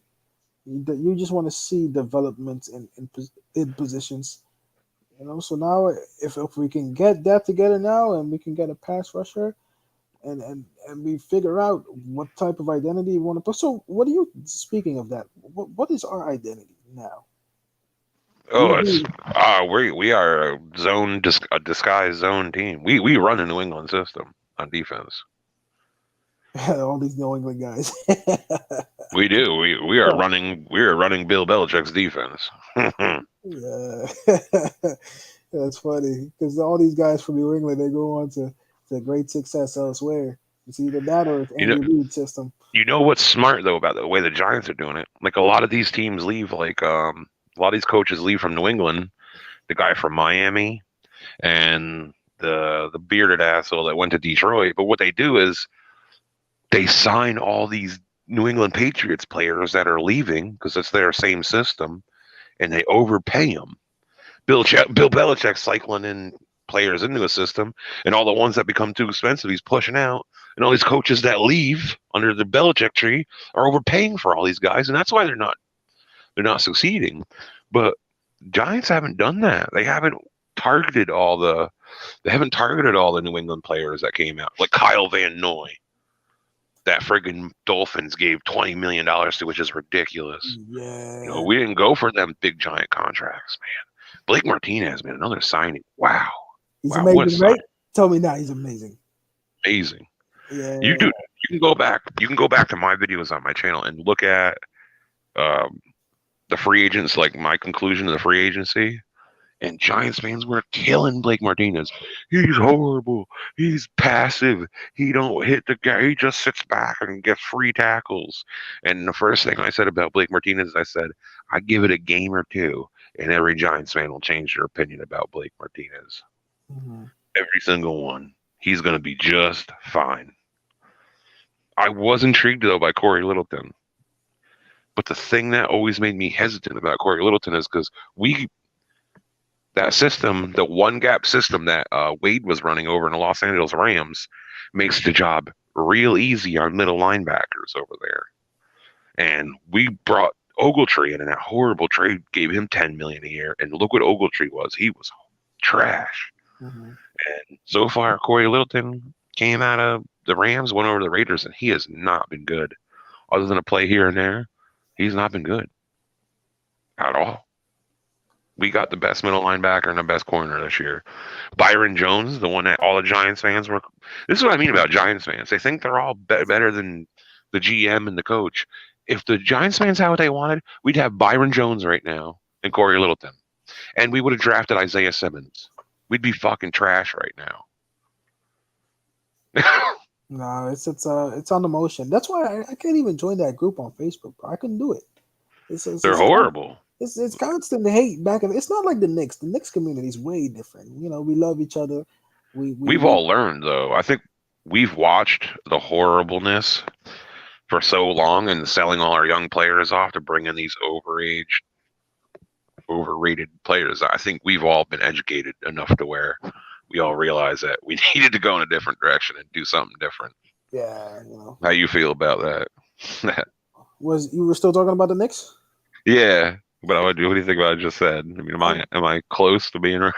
no, you're 100% right. We like I'm seeing names today such as Russell Westbrook. By the way, it's a big day for me on Wednesday because you know I'll be reacting to it live. It's probably gonna get copyrighted, but it's just for the views. You know, I don't care if I'm not making money from stuff anymore. Dude, who cares? You're not monetized. Who gives a shit? Yeah, you know, it's just for the views. But you know, you get a lot of interesting analyses from the different sports world, and we love to do this stuff. And I think that for one, Hmm. the Giants are doing everything right. Sorry, the Knicks are doing everything right. You know, they're not pushing anything early. They're in control of what they want to do. You know, they're not pulling the trigger early, even though there's going to be some big news coming soon. Um, Besides the draft, of course, I think they're going to go big for at least one guy. They're going to try and get Westbrook. Definitely, they're going to try and get him. That would be a mistake. It would be a mistake, but they're gonna try. I know, but if they can get it for cheap, it might not be, depending on what the contract is. You know. I don't think they're gonna go for. I don't think anybody's dumb enough to trade for Westbrook. You know, I think there's zero mark. I don't think there's one team that would trade for him. he's Who expensive. who would take him? Who would take him? Sheesh. Not a contender. That's what I'm saying. Not a contender. And what we bring him over here, so It'd be like we win maybe OKC. 5 or 6 more games instead of Yeah, what we would have, and all our players don't get to touch the ball as much. We don't get to develop our younger players as much. yeah, it's crazy. You know, you gotta be careful. Me, if it was me, I'm drafting two really good young guys. I got a point guard that I want at 8, and maybe a power forward at 27. Then I have possibly we signed Fred Van Vliet. You know, that's a name that I'd love that. I'd love that. That would just be to me. It would be a smart move because it doesn't step on any of the younger players' toes, and they could grow together. He's still younger. hmm You know, I think that's the direction we need to go, and then we need to start developing these young guys, and let's build a team. You know, like everything else, nobody else is really available like that for us to go after. A lot of guys are deciding to stay where they are. Guys like DeRozan just opted in, so he ain't going nowhere. Oh hell no to the Rosen. Hell no. Yeah. This is what I want. I want a young team that's hungry, that plays defense. They don't have to be the best defensive players in the world, but they got to be willing to play defense and try. And I want a team that moves the ball and is unselfish. That's all I want. Yeah, and I Mhm. want to develop young players. Don't trade all your young players away. That's it, and I'm happy. I can live with only winning 25 games for the next couple of years, but eventually you're gonna hit on one of these players, and when you get a good enough team, one of these guys come up in the free agency, and all of a sudden they're looking at the Knicks like, man, they're like a player away, and look at all these young guys, man. Mhm. Could really go over there and instantly be, you know what I mean? You got to entice one of these free agents to come over, not trade for them. Mhm. It's either that or picks, you know, because OKC now has a lot of picks. Because We need picks. We need picks, man.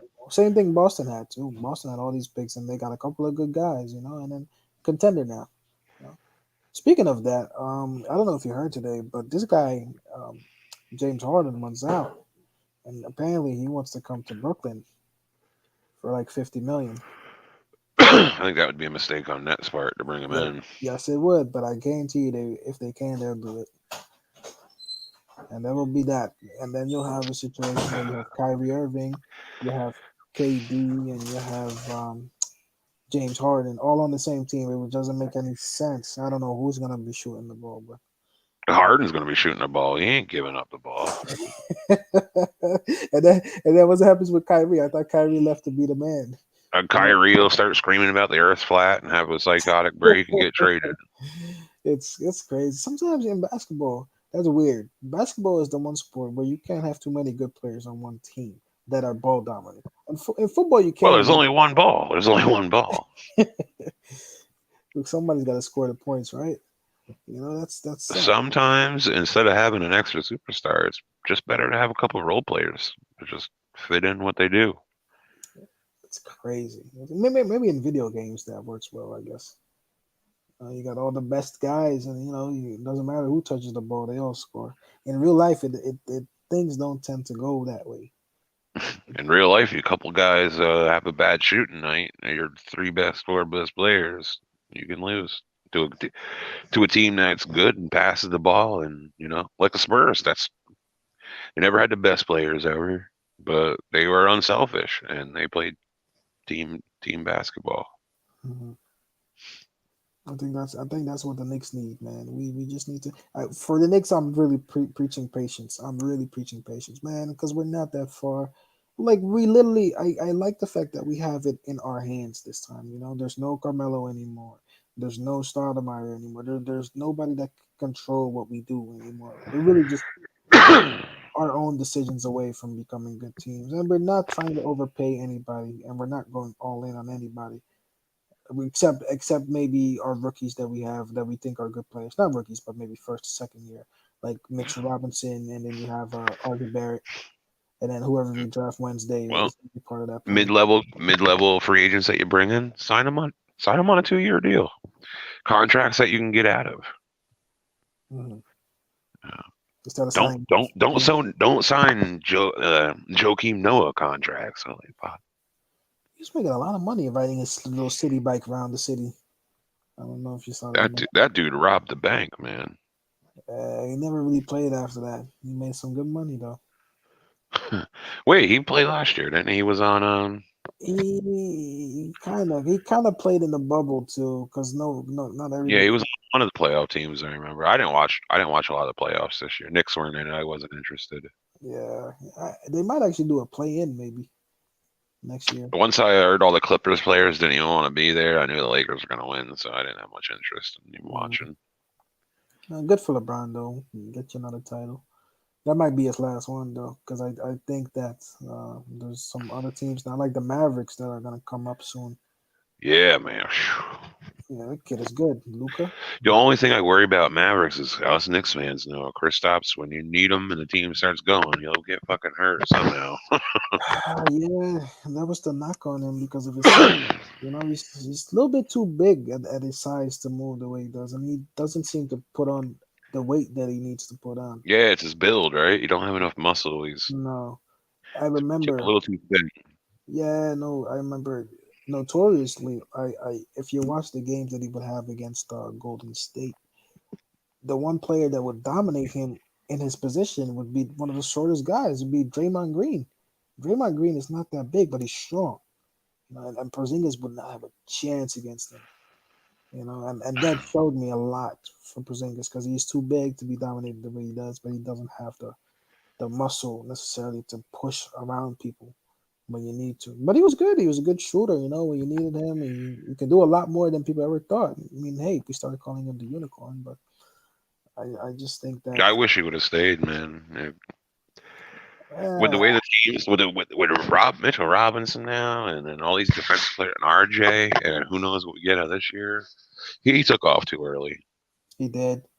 He did. But I think he kind of got it stuck in his head that people were against him too, and he started saying some stuff. You know, yeah, and then that Well, didn't rub us the right way. It's New who York, gives who gives a shit what the fans say? You're It's New making York. these players are way too fucking sensitive nowadays. Like Kevin Durant, who cares when you're making all that money? Who gives a damn? Uh, Fighting with some little 14-year-old on Twitter or something. What the fuck? about respect or something like that. I mean, I always talk to my boys. I say, listen, man. At the end of the day, they only remember the winners. They don't. You think Charles Barkley don't want to go back in time to get at least one? Well, nowadays is different. They'll remember the losers if they're fighting with 12-year-olds on Twitter acting like assholes about it. You know, it's funny though. It's you gotta win, man. Win while you can.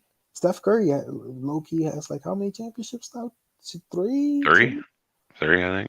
already. You wouldn't think so. And he's probably one of the best shooters we ever seen. Well, when you win 70 games and you bring in Kevin Durant, That's right. But bro, I'm not gonna cap. I stopped watching basketball for a while there when that Golden State team was around.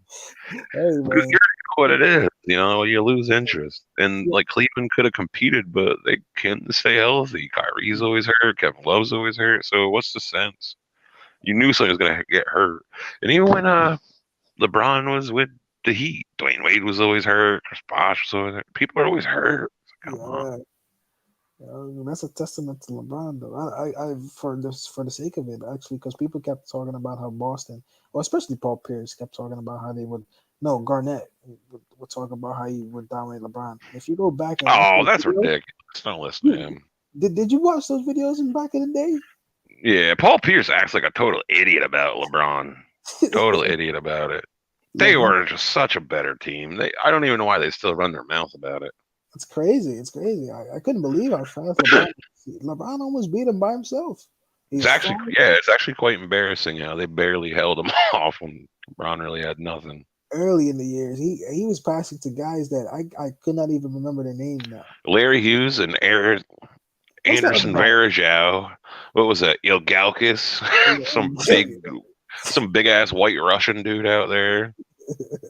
And Booby Gibson was passing to him.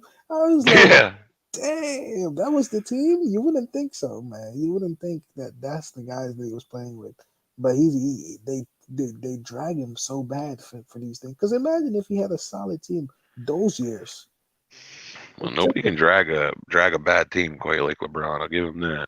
Yeah, it's crazy how he's still doing what he's doing. But that reminds me, by the way, because you talked about injuries.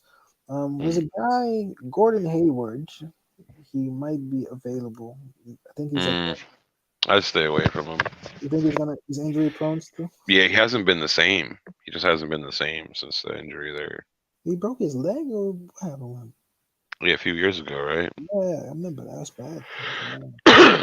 He's not a bad player, but for the kind of money he's gonna want, I think Gordon Hayward might be the I best. don't know if he's like your last signing of free agency and you're not really interested in anybody else and you just give him a 1 year and throw a chunk to get to where you need in the salary.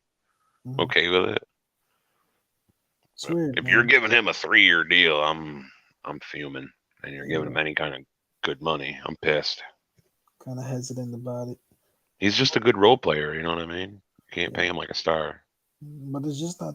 If you want a guy to come over, just besides Fred Fleet, I don't see that many guys out there that I would want on the team. I'm not really interested in that many guys. I haven't Yeah, really checked out the free agencies, but if you can get a good stretch four in here, I'd like to get Randall out of here before like yeah, trade him during the draft and get some picks for him, man. yeah. He's not surplus kind of. He didn't turn out to what we thought he could be. He has promise, but I don't know. A lot of these guys they don't live up to. They He's like not a bad player. He's not a number one, and it shows. He's not a star, but he's not a superstar player. yeah. A lot of these guys like sunshine and palm trees and stuff like that. You play in L.A. That's why Kobe was so tough. Kobe didn't stand for any of that. But if you put Randall on the friggin' Lakers last year, oh my god, he'd be excellent over there with like a Of team course like they would, that. because Or you got if you put him on like Dallas or something or Phoenix, they'd be great. yeah. I mean, talent matters in the NBA, but I think for the Knicks, they've been bad for so long that How they many got Nick? Did you watch all the Knicks games last year? no. You can't. You get tired. Dude, I couldn't take that Randall guy anymore. I stopped watching games like halfway through because I couldn't take that guy anymore. I used to watch a lot of games. He just spins around and like gets stripped. I don't. Yeah, just unnecessary plays, unnecessary shots.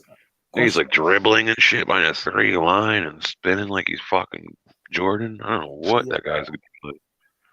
and he knew they kind of gave him the keys because he was the only one I believe they signed to a longer term deal than 1 year. So Just get in the post. I don't mind you popping out and shooting a sideline three once in a while. Just be smart. true. You can't. He knows he can't be the main ball handler. Just let the offense. Just everybody's young and they're developing anyways. I should just let the offense run through RJ. Yeah. And I think he's gonna be a really nice player right away in a couple of years. And he's only gonna get better. But it depends who you put next to him at guard, of course, as a point Who guard. knows? Who knows? It's up to him, man. Depends on how much work he's going to put in. You know the way to some of these young guys that are motivated. He's definitely talented enough.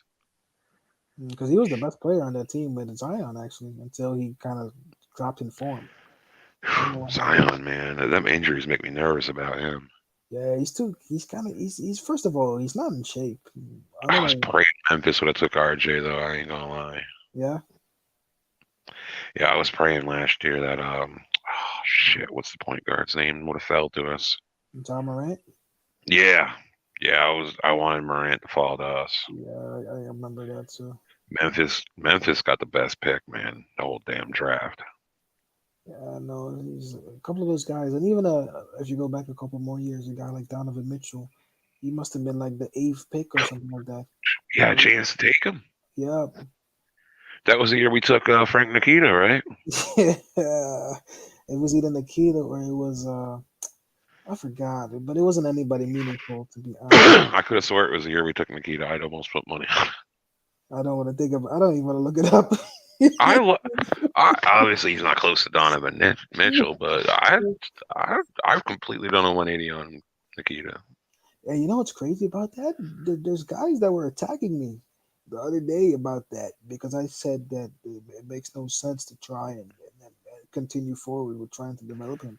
I said like sometimes as Knicks fans we've lost for so long that we get attached to guys who would not start anywhere else on any NBA team.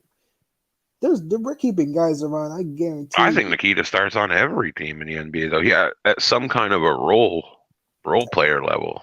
I don't think so. I I don't think think so, dude. I'm telling you, this guy woke. All right, pull up Marcus Smart's for. All right, how long has Nikita been in the league? at least 3 years now. Right.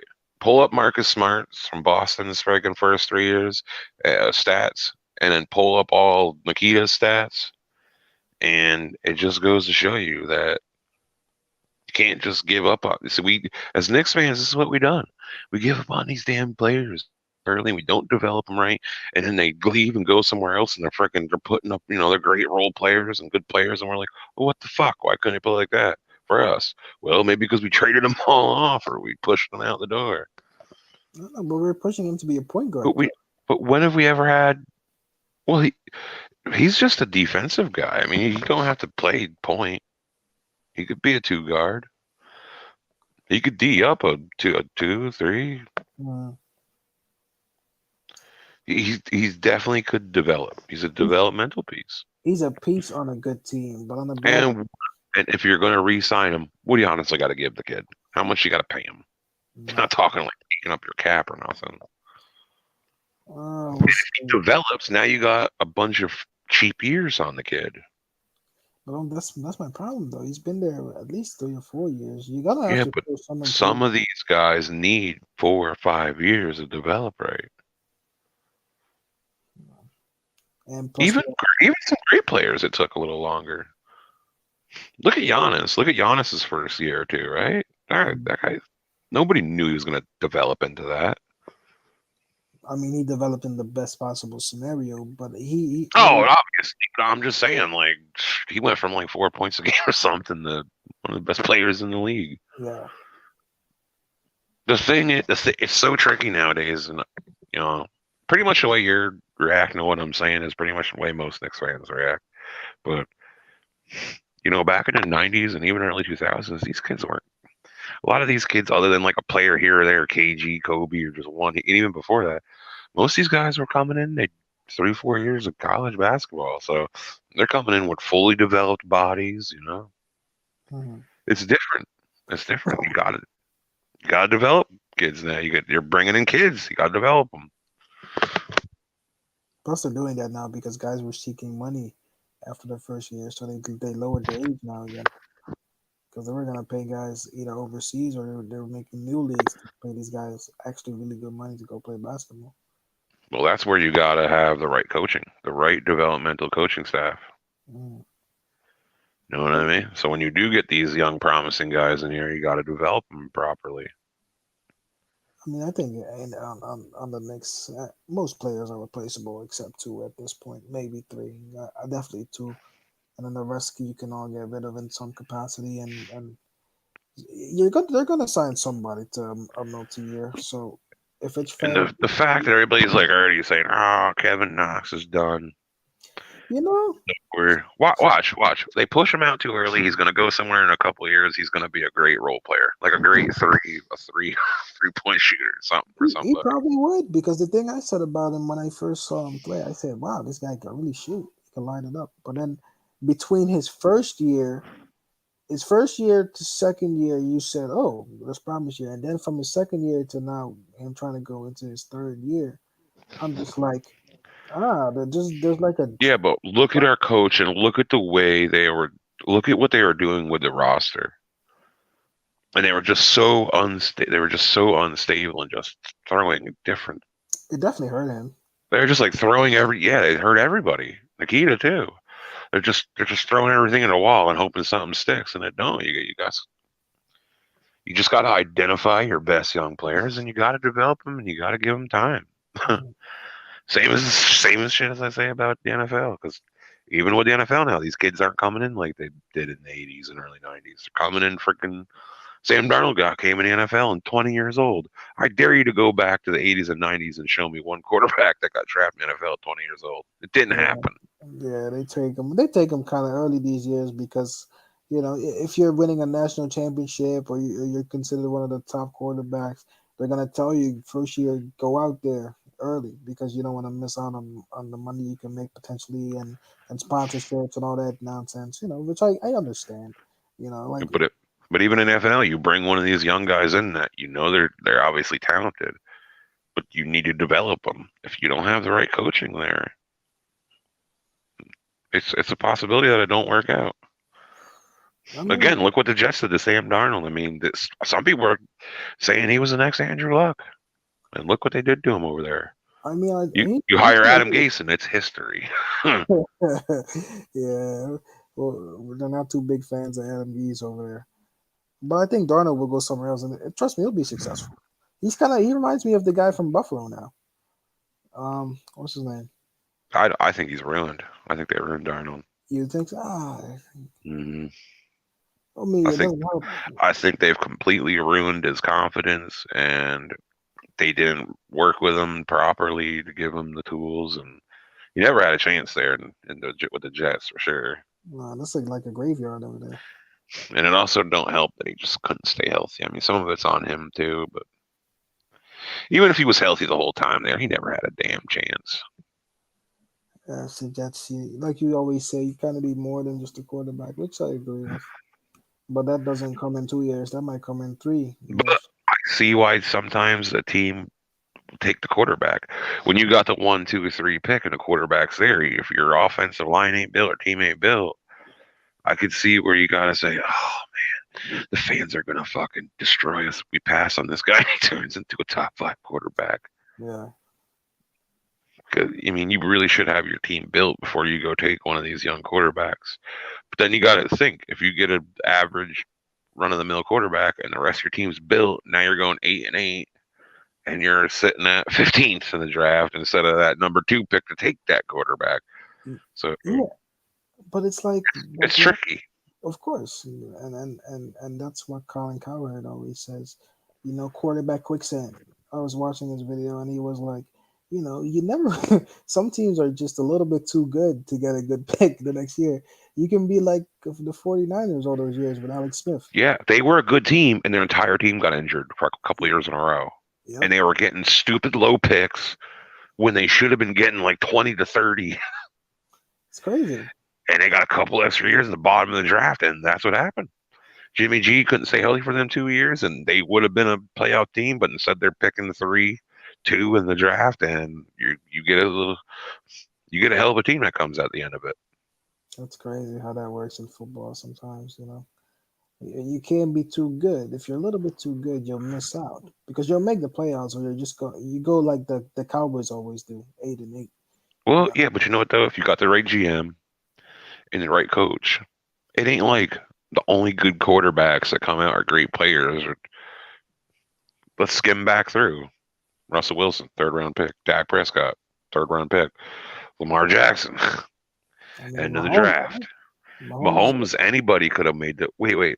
we could have. The Mahomes Chiefs was. traded up. The Chiefs traded up from like 20 something pick to get Mahomes. Any team could have traded up to get him. So How did they miss that? By the way, everybody missed that. Everybody. he was Even us. raw. He was considered a project. He was raw.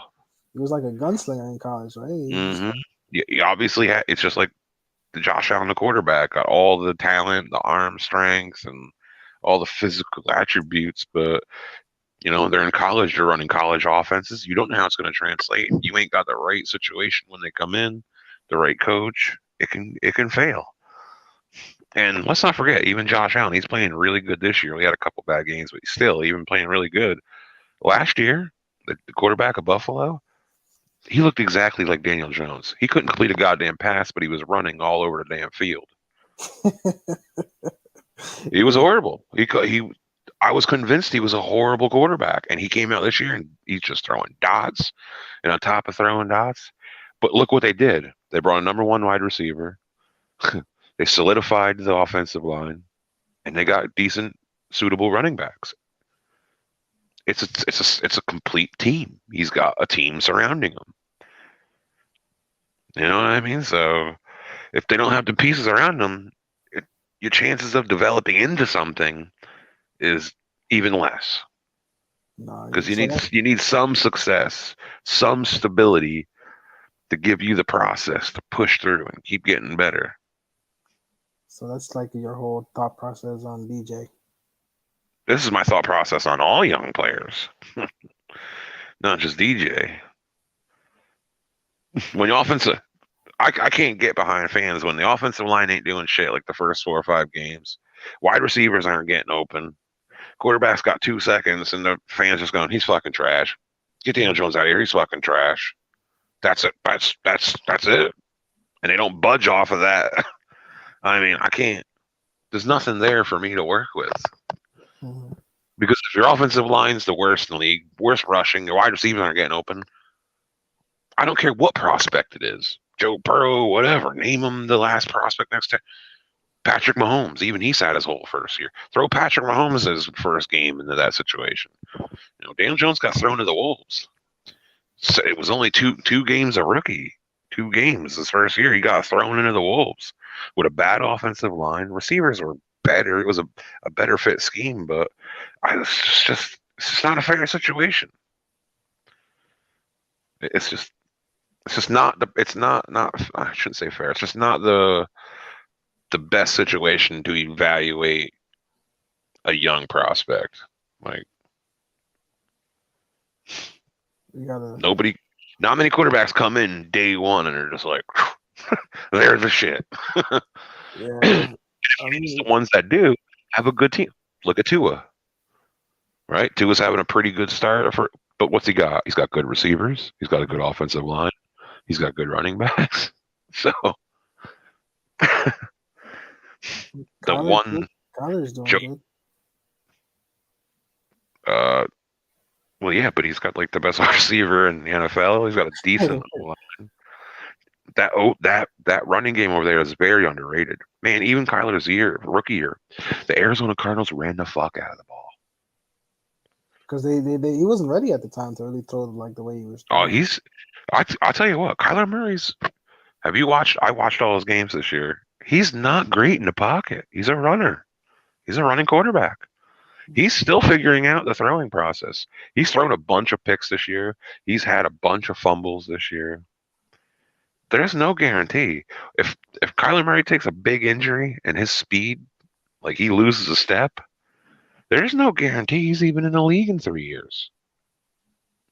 Because it's so unpredictable. With That's the one thing I like about Daniel Jones. Even if he loses his mobility, we've seen him be able to sit back in the pocket when he's had time and read defenses well enough early on in his career to say, all right, he's at least smart enough to fucking do.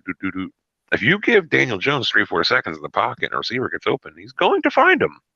He's going to give him at least a good chance to catch the ball. So I can't say that about Kyler Murray right now. And obviously, Kyler Murray is a better player than Daniel Jones, but it's because he's got a better situation and just his running ability is so dynamic. But like I said, if that running dynamic goes away, now we're having a complete different conversation. No, he threw actually. Daniel Jones, he threw a nice ball to Ingram. It was out of bounds though. It was kind of slightly behind him, but it Yeah, was still, where he was pressured, right? He was rolling to the left and had a guy in mhm, his face. it was a nice throw. Yeah, Nice. that actually kind of it was over his head, but it actually kind of that throw low key impressed me. Mm. He got some stuff. I'm not saying he doesn't have some stuff, but Dude, he made he made the most of his Daniel Jones made the most of his you know in the second half the throws down the field. He made the most of it. It mm, wasn't like that Bucks game where he was missing throws and stuff. I think you're right about that. The only thing I want him to do is just if it's not there, throw it out of bounds. Throw it out of bounds if it's not there. He needs to do that more. Don't do that Carson Wentz hero ball. I hear you, but he's got to figure it out, man. He's got to figure out. Oh shit, I'm not able to do that. I can't make that throw. I can't do that. And the tight It's window it's one, he's it's not going got to to do it's that. got to snap in his head. But you can see especially the last couple games, he's They've starting worked to he's starting to get it. He's starting to like, oh, I can't do it. Throw it in the dirt. on. Did you notice the last couple games he's been like when a receiver's tight coverage, nobody's open, he's like putting it right in front of the receiver in the ground and shit. Yeah, Yeah, that's smart. It don't yeah, show up. It shows up as an incompletion, but last year Daniel Jones is just going to throw up a 50-yard pass, and it's just going to be a jump ball. yeah. No, it's Which hey, every once in a while you can get a play out of that. You know what I mean? A receiver makes a play, or you get a pass interference. So there's two sides of that. But like I was saying, the first stream we did, he's got to figure out the balance of it. He's got to figure out the moments where he should be aggressive and make the play, and when he shouldn't. It depends on the situation, the down, what the score is, just the situation all in general. He's just got to learn the balance of the game. You got to mm, develop.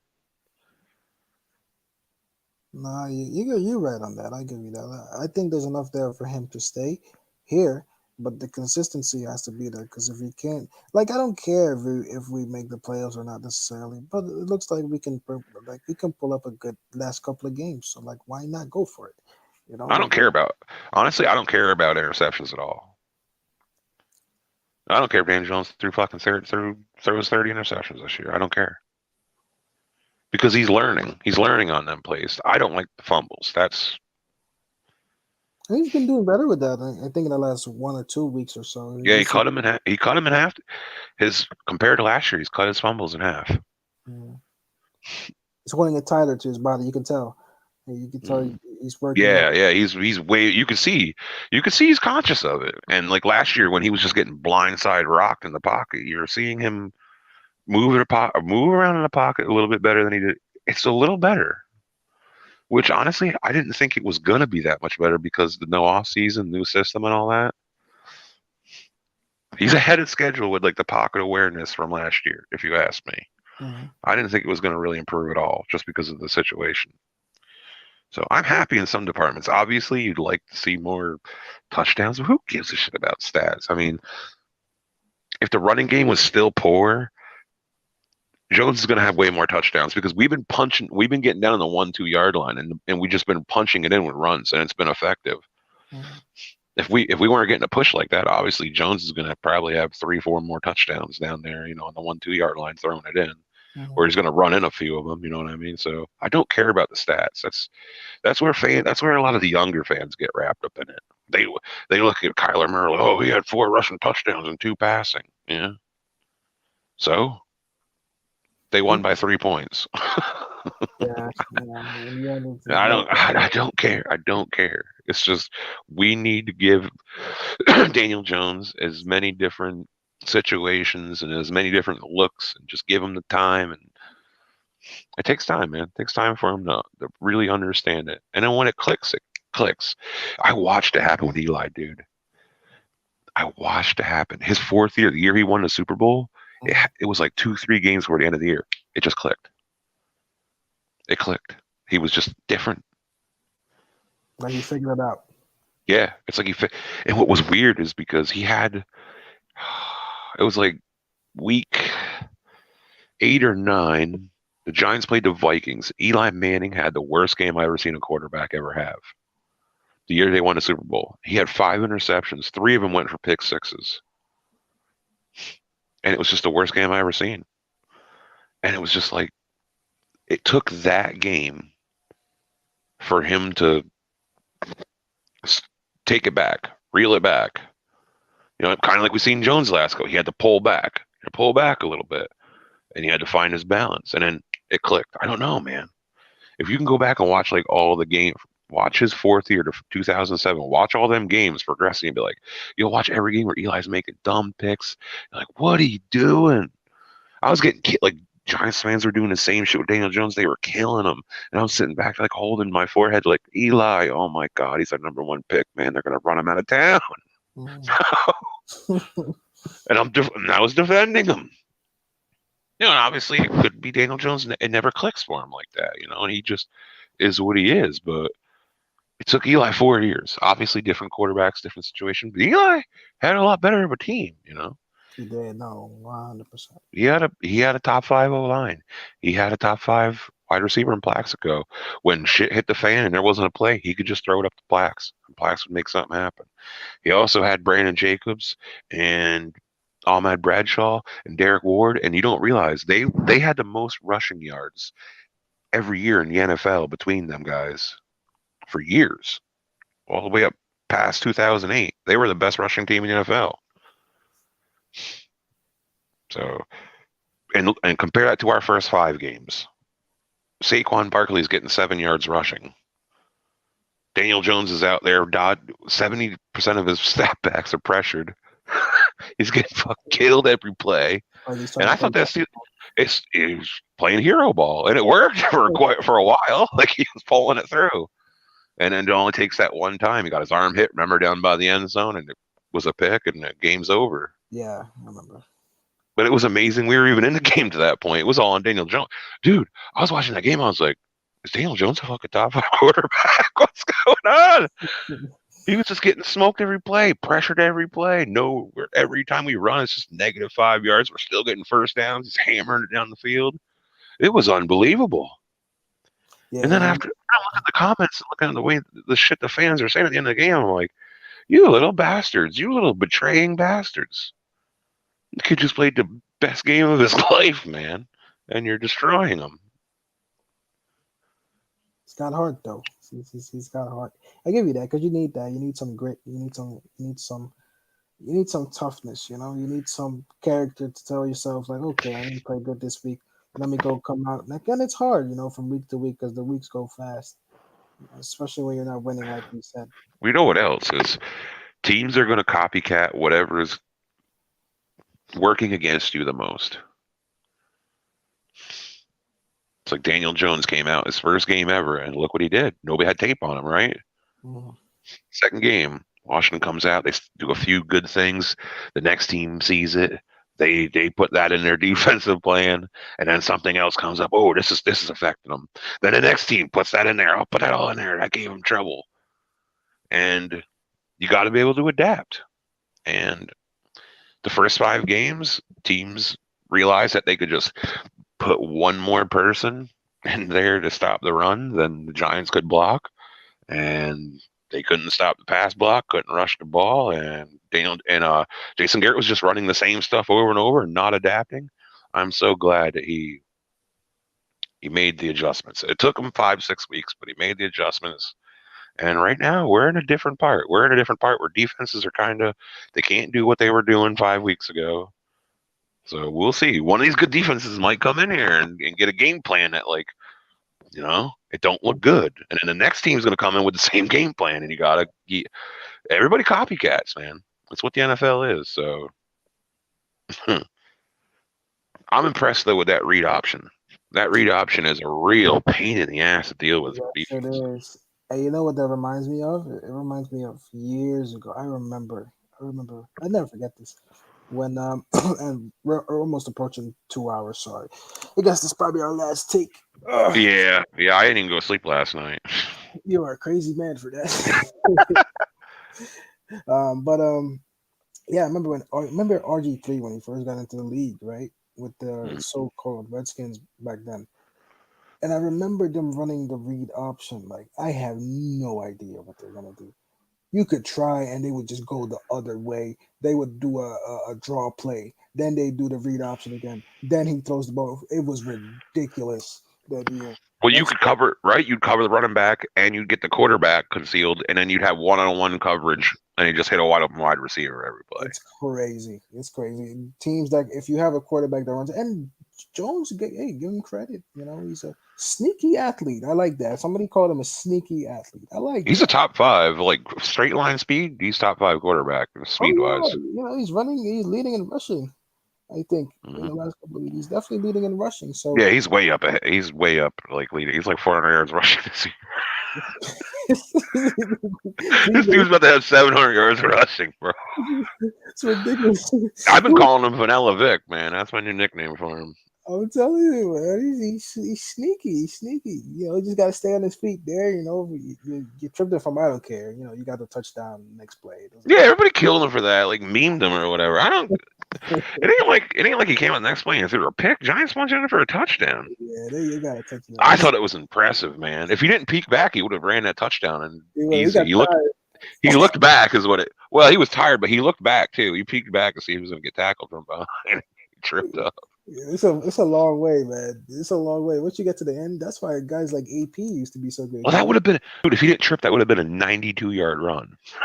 It's sick. I don't think anybody in the last 40 years has done that for the I Giants. don't think any quarterback's ever done that. I don't think any quarterback's ever had a 90-plus yard touchdown. It's sick, man. Listen, he's got some tools. We all know he's got some tools, but you know, sometimes it's the consistency that you want to see. So now that you have two good games, can you have? I don't care what happens in the game. Just can you have another couple of good ones, and then you'll solidify your spot Yeah, for but that. Donnie, I'm going to interrupt you for a second.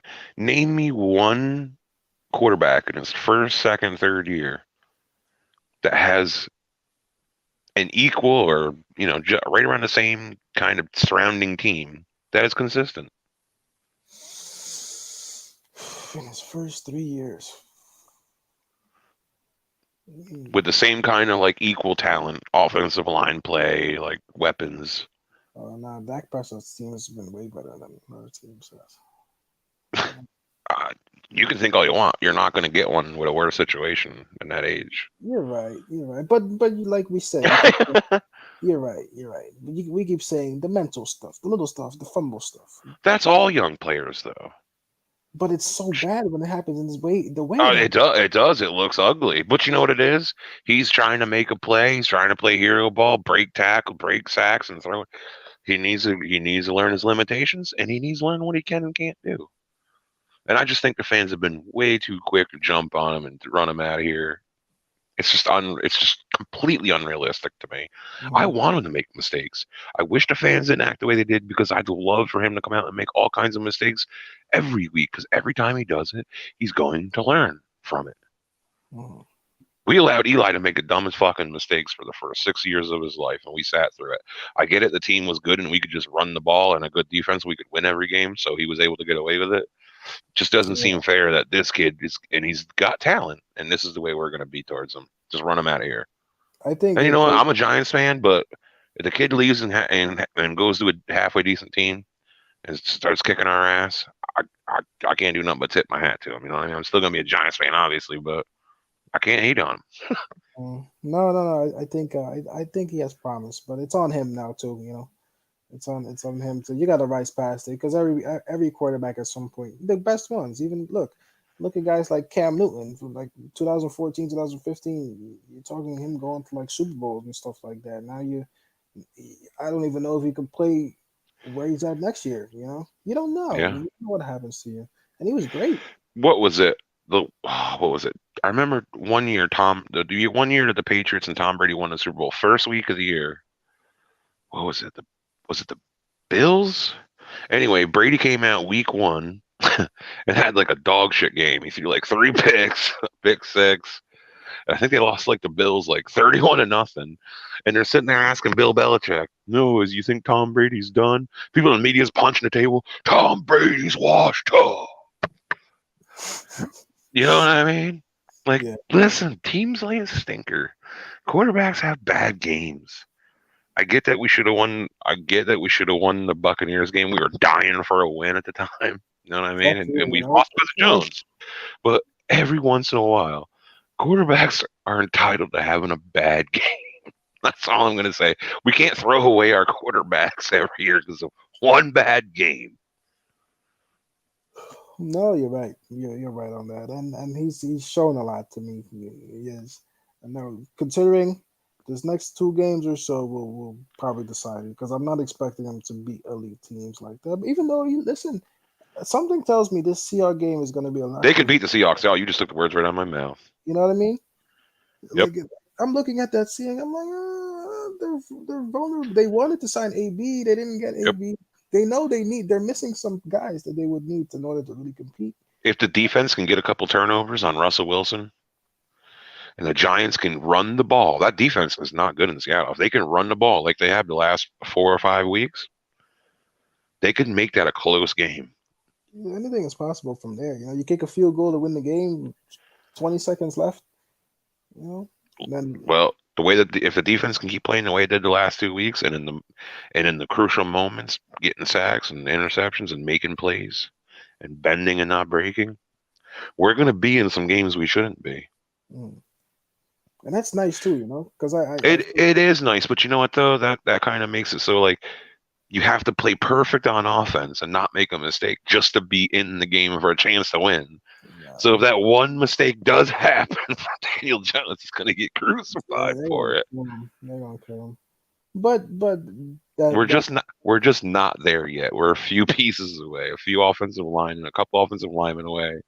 Once Saquon comes back, we're going to be able to overcome some bad plays. You know, guys are hungry. We're hungry for success. It's like you yeah, have your I get it. Giants fans are sick of losing. I'm sick of losing. yeah. It's like Thanksgiving meal, but you can't eat the meal because the plate is too far away or something. Yeah, everything I just said about Dan Jones, most Giants fans say I'm just making excuses, but Yeah, it's just how I feel. It's just how I feel. you've changed my. I've learned a lot today because I like doing these because then I learn perspectives that I don't think about. I thought about a lot of it today, so it makes sense what you're saying. But I was pissed though. I was. Dude, I was pissed too. I couldn't do a video right after the game because I would have been acting. I would have been saying "tank for Trevor" along with all the assholes in chat. I was pissed, man.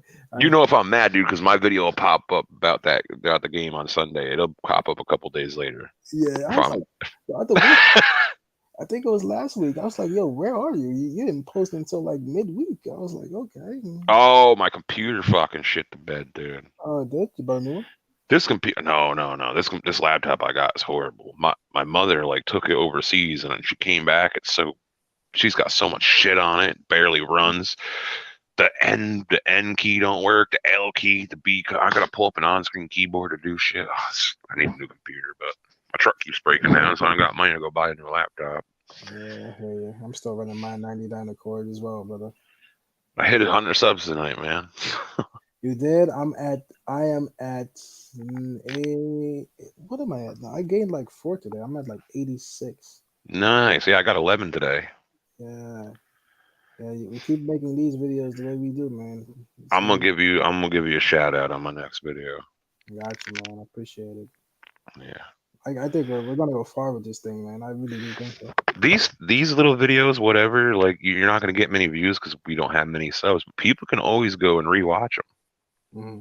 It I mean, saves if somebody's just playing video games or something, they just need some people. They just want some people bullshit. I listen to these kind of streams all the time when I play video games. really.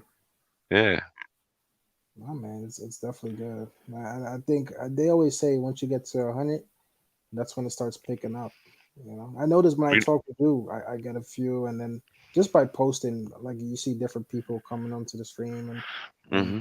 and your comment section, it starts to look a little bit different, like it did right away. Like once I posted, after I win, and you learn what the the analytics are. Because when the Right. Giants are winning and we're emotionally high, a lot of people want to be on. And then when we lose, if I'm in the same, like for example, the week that we lost that bad one, and I said, "Yo, I want Daniel Jones out of here," most people are with me, you know. Yeah, well, yeah, that's the thing. You're gonna get more. It's the balance that I have to go. I want to be me. You know what I mean? At the end of the day, I want to go on.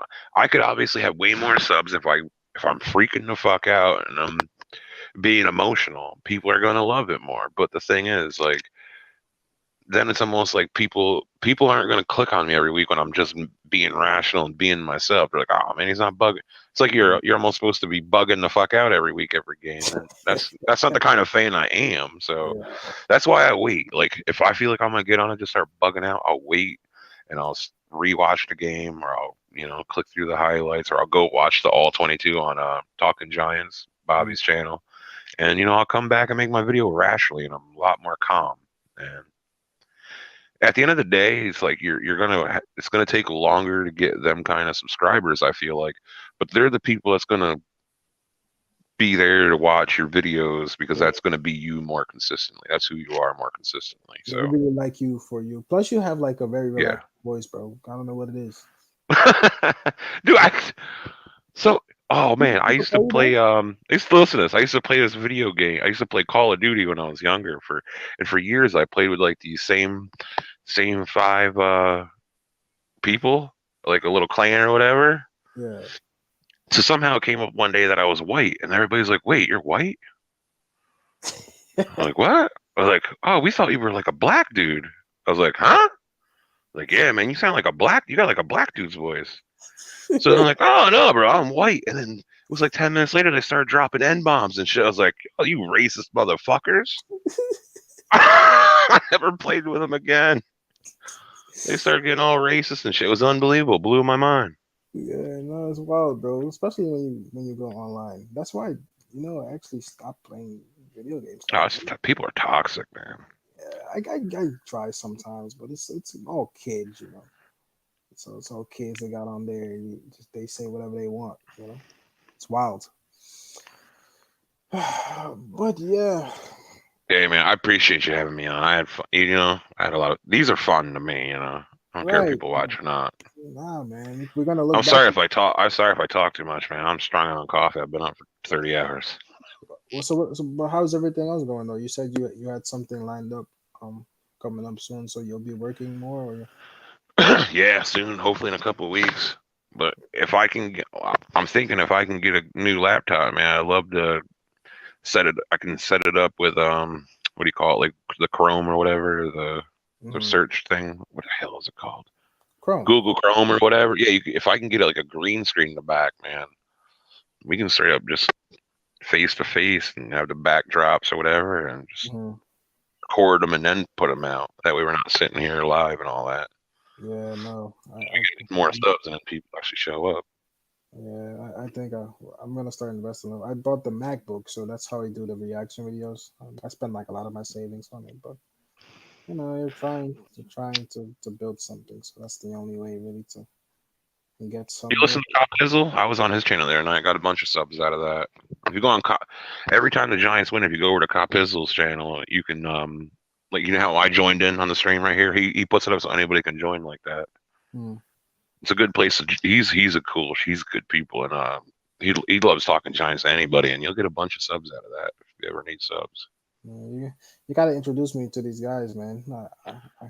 I'm starting to kind of broaden my network, and people are stopping by because I talk to you a lot. So people, I notice like when I talk to you, like I engage with you, like there's people Yeah. that are clicking on my stuff too. So that's what Mm. we're trying to do. We're just trying to build Yeah, some. man. Rome wasn't built in a day, right? Yeah, and like you said, like before it's gonna be big time, man. Like soon, if you can get enough subs to put some ads on here, you make a couple bucks off it. You know. I'm not even worried about making that. If you're having fun, it shows, and your videos will be better, It and does. It's easier. That stuff will come naturally. No, it is easier too. I made the one you made the one about DeAndre Baker today, and then I made one, and I finished it, and I was like, wow, I really like doing that.